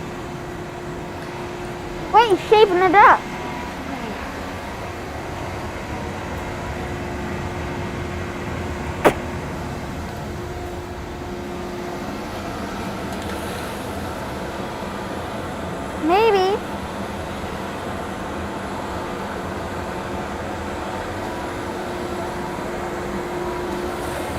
Got it back up. Wow. Hot glass? I'm twisting it. Hot glass means it's easy to move it. And shape it up. I'm using friction to turn it and spin those grooves that I made when I set it in the optic mold. So now I'm giving a little twist to those grooves, and now I can continue to make this bowl. I clicked the wrong button.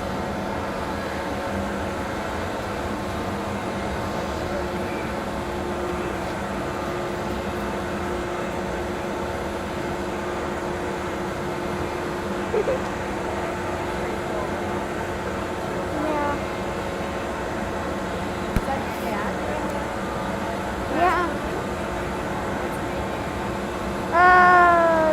I don't know. Maybe another. Yeah. Switching the cameras. Wow, that's a big job. Yep. Also, I get a top because I have a mic. You get to make comments.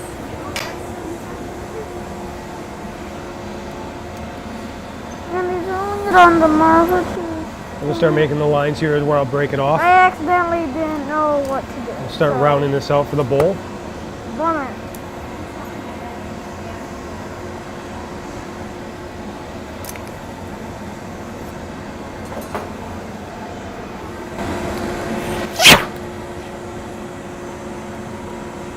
Wow. And puff a little air in there, tip it up, let it squat in itself as well as expand. Try and round it out.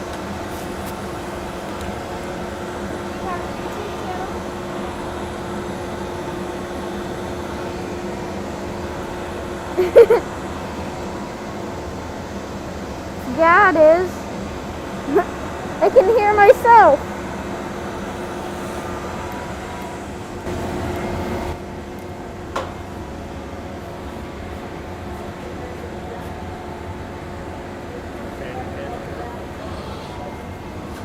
What?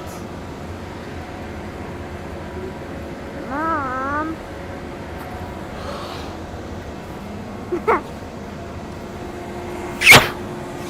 Oh, whoa, that was loud. Watch out, there you go.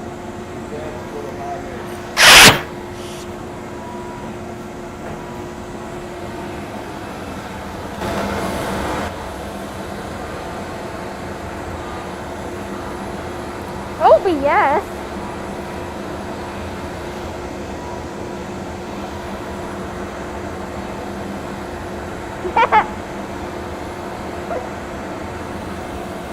What? Oh. That's crazy. Work that down, Yep. neck it down. So that's where I'll break it off eventually. Yeah. We're gonna make a foot for this pretty soon here. Ah! Well, it'll be a nice heavy base.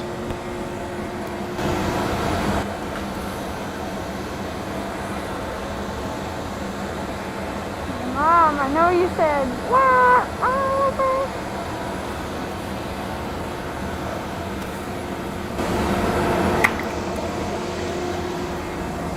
He hung it. Try to gather as much Now as he's possible for the gathering foot. glass.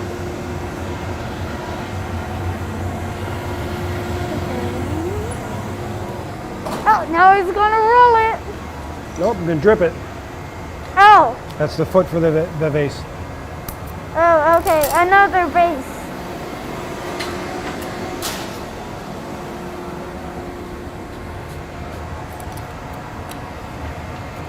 Okay, down and got it. Center it Ooh, up. more squishing. There we go. Yep. Now you're gonna heat it up. What? Now you're gonna heat it up. Now what? You're gonna heat it up. Oh, yeah. Yes, I am gonna heat it up. Oliver, stay over there. Okay. Yeah.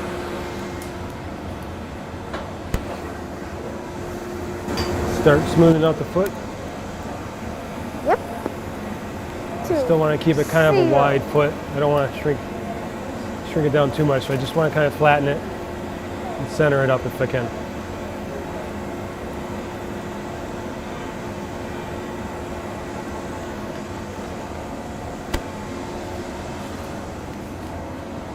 Okay, almost done. Oh, good. Got it. So now we're going to make sure that's flat.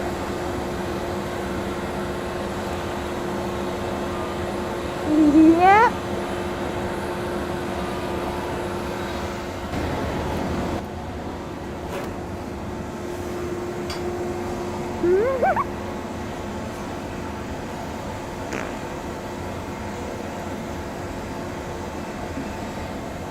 Smoothing it.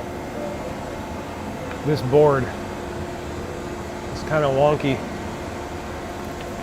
Yikes. I think I need a new board. Yeah. Still want to I make sure it's think you do. indented. Okay, that's where we're going to punty to it. You got to stay over there, Oliver.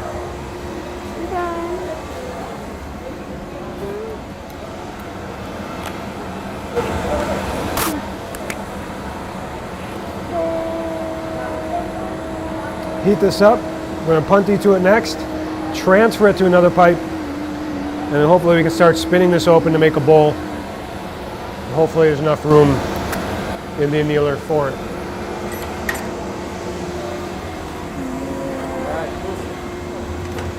Huh? You can't take over your dad's job just yet. You gotta give him a few years, okay? Alright. I told him he couldn't take over your job just yet. He's gotta give you at least another 2 or 3 years. It's true. He's close though. But it's coming. I know. It will. All right, we're gonna set this on here, center it up, grab the punty. And oh, I see. Try to keep this centered. You put that in. You're putting. Yeah, I'm fixing up.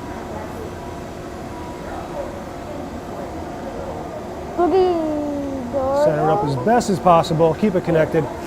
Get some water. Put some water on there. That's where we're going to break it off. You can feel the punty settling up, getting hard. Tap that off.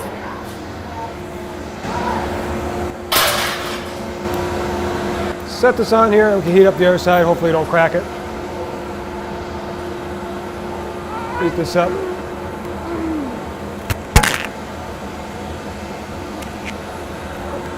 Sorry.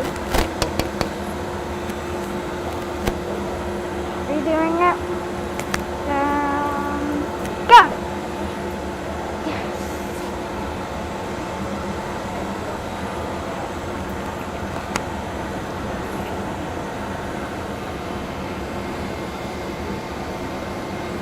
They're just inside enough, just to eat the top of the vase, top of the bowl. Yeah.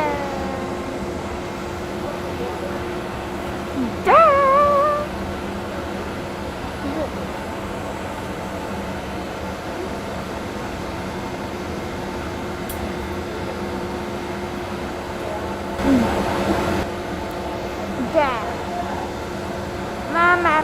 Keep the whole piece hot. We'll use the jacks to start to open it up. Try to open it up a little bit further until we get to the point where we can spin it open.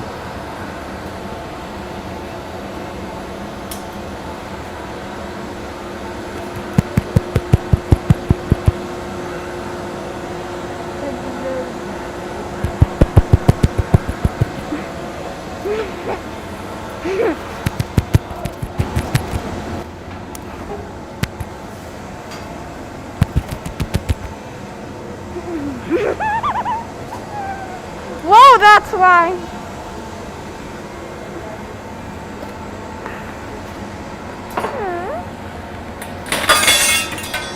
Whoa, that was loud. Get the bigger jacks here.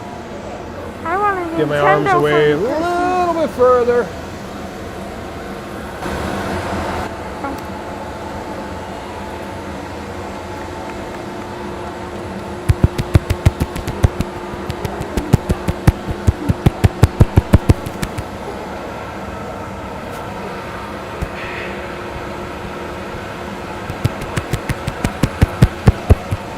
Oh, jeez. Start collapsing because I wasn't spinning it far enough. And so it's already kind of ready to spin. Okay. So I think I'll spin it out the next one. Sorry. Almost lost that one. Oh yeah. I'm gonna get nice and hot to spin this open.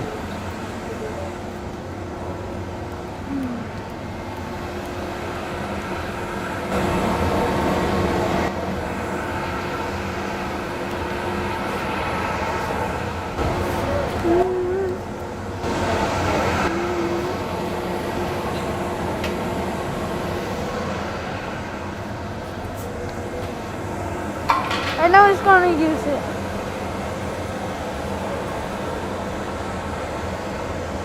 Okay, when I come out, Oliver, stay on the wide camera. Okay?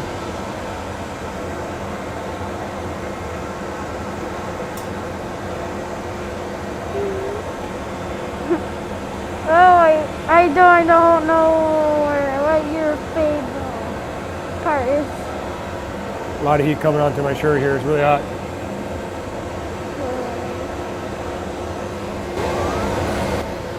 Oh, that's big. Oh, now I know what your favorite part. Tip it down a little bit. Oh, cool.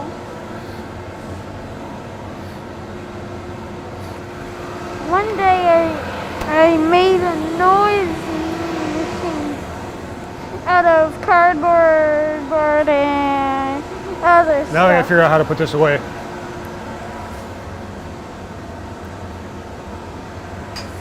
I want to make a remote control train. Yeah, that's what I want. Controlling. So I'm gonna get the spoon, chill that bottom where it's connected. Get ready to break this off. So this is actually Wrong red camera. and white. The red looks really brown because it got stretched out and it's still warm, so you won't see the full color till it comes off and cools down. Hopefully that red will still maintain Yep. some of that redness The remote control and won't just train. go completely brown from And being cars. spun out and thinned out so much. So it kind of depends. So we're gonna try to break this off now. Kind of preheat these gloves a little bit.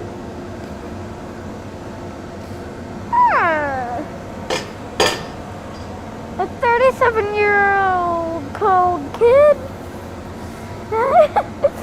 I misspelled kid. When they said kid, I'm like.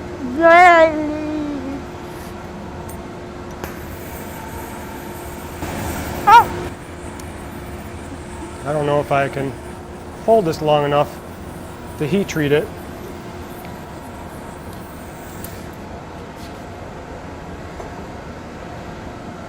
Getting hot, getting hot. okay, put it in there. There And was enough done. room. Got in there. It's a vase. That was really heating up those gloves. Really heating up those gloves. Hot, hot, hot. Oh, no. No. I'm a 37-year-old kid. Too stuff. Yes, it's true. Oh, Was that a ball? why is the kid tapping the mic? Yeah, you shouldn't tap the mic, Oliver. Okay. That's really annoying to people watching. You're supposed to explain what I was doing. Okay. How do you, see, even holding onto the mic makes noise. How do you explain the process of glass blowing? What's the process of glass blowing? Don't play at the mic. Can you, what do we do first? Get the glass. Gather the glass? Then what? Re-roll it to make it a little flat. And you marver it to round it off, and then what?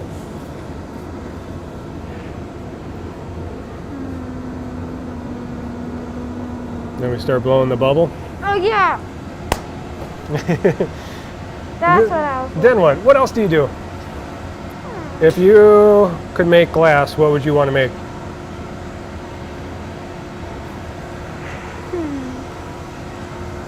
What's that?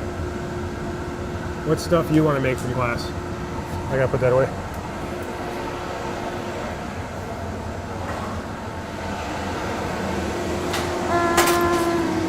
What do I want to make?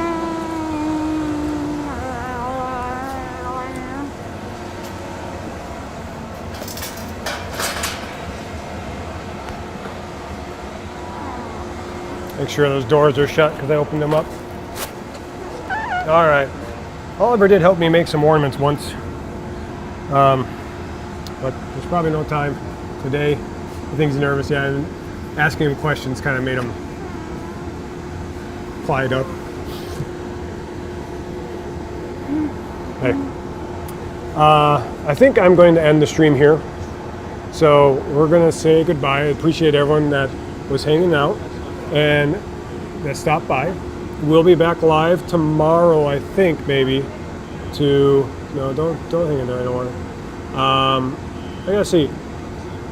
I have the podcast in the morning, and then I have to decide if I'll get here in order to do any kind of live streaming or not. The open house is this weekend, as far as like the virtual open house. Apparently, it also keeps going every weekend until Christmas. But I don't know if I'll be able to stream every single weekend. Yes, podcast. Roll the Dice. It's the podcast I do. They have a new Twitch channel now. We'll be streaming on Monday. Our first show, talking with Jeff McClinsky with Strange Machine Games to talk about the Robotech game and the rules, and we're going to make a character as well on stream. But yeah, so starting a new channel just for that with my friend Lee Alley, who's the co-host for the podcast. We'll be doing that. So we'll see how that goes. But otherwise, you can catch me on Twitch as Combustible Dan. Roll the dice, yes. You can catch me on Twitch as Combustible Dan, or occasionally you can catch me live streaming on the Crystal Forge Facebook page for open house and events like this. So thanks again, everyone, for hanging out. Also, just a reminder, the Hot Shops, that building that we are in, that we stream out of, is now a nonprofit, and they help share art with everyone in the community and the process of art and help to keep art going. So if you want to donate to the Hot Shops Art Center, it's nonprofit, there is a link down below in the panels on my Twitch page, or you can go to the hotshopsartcenter.org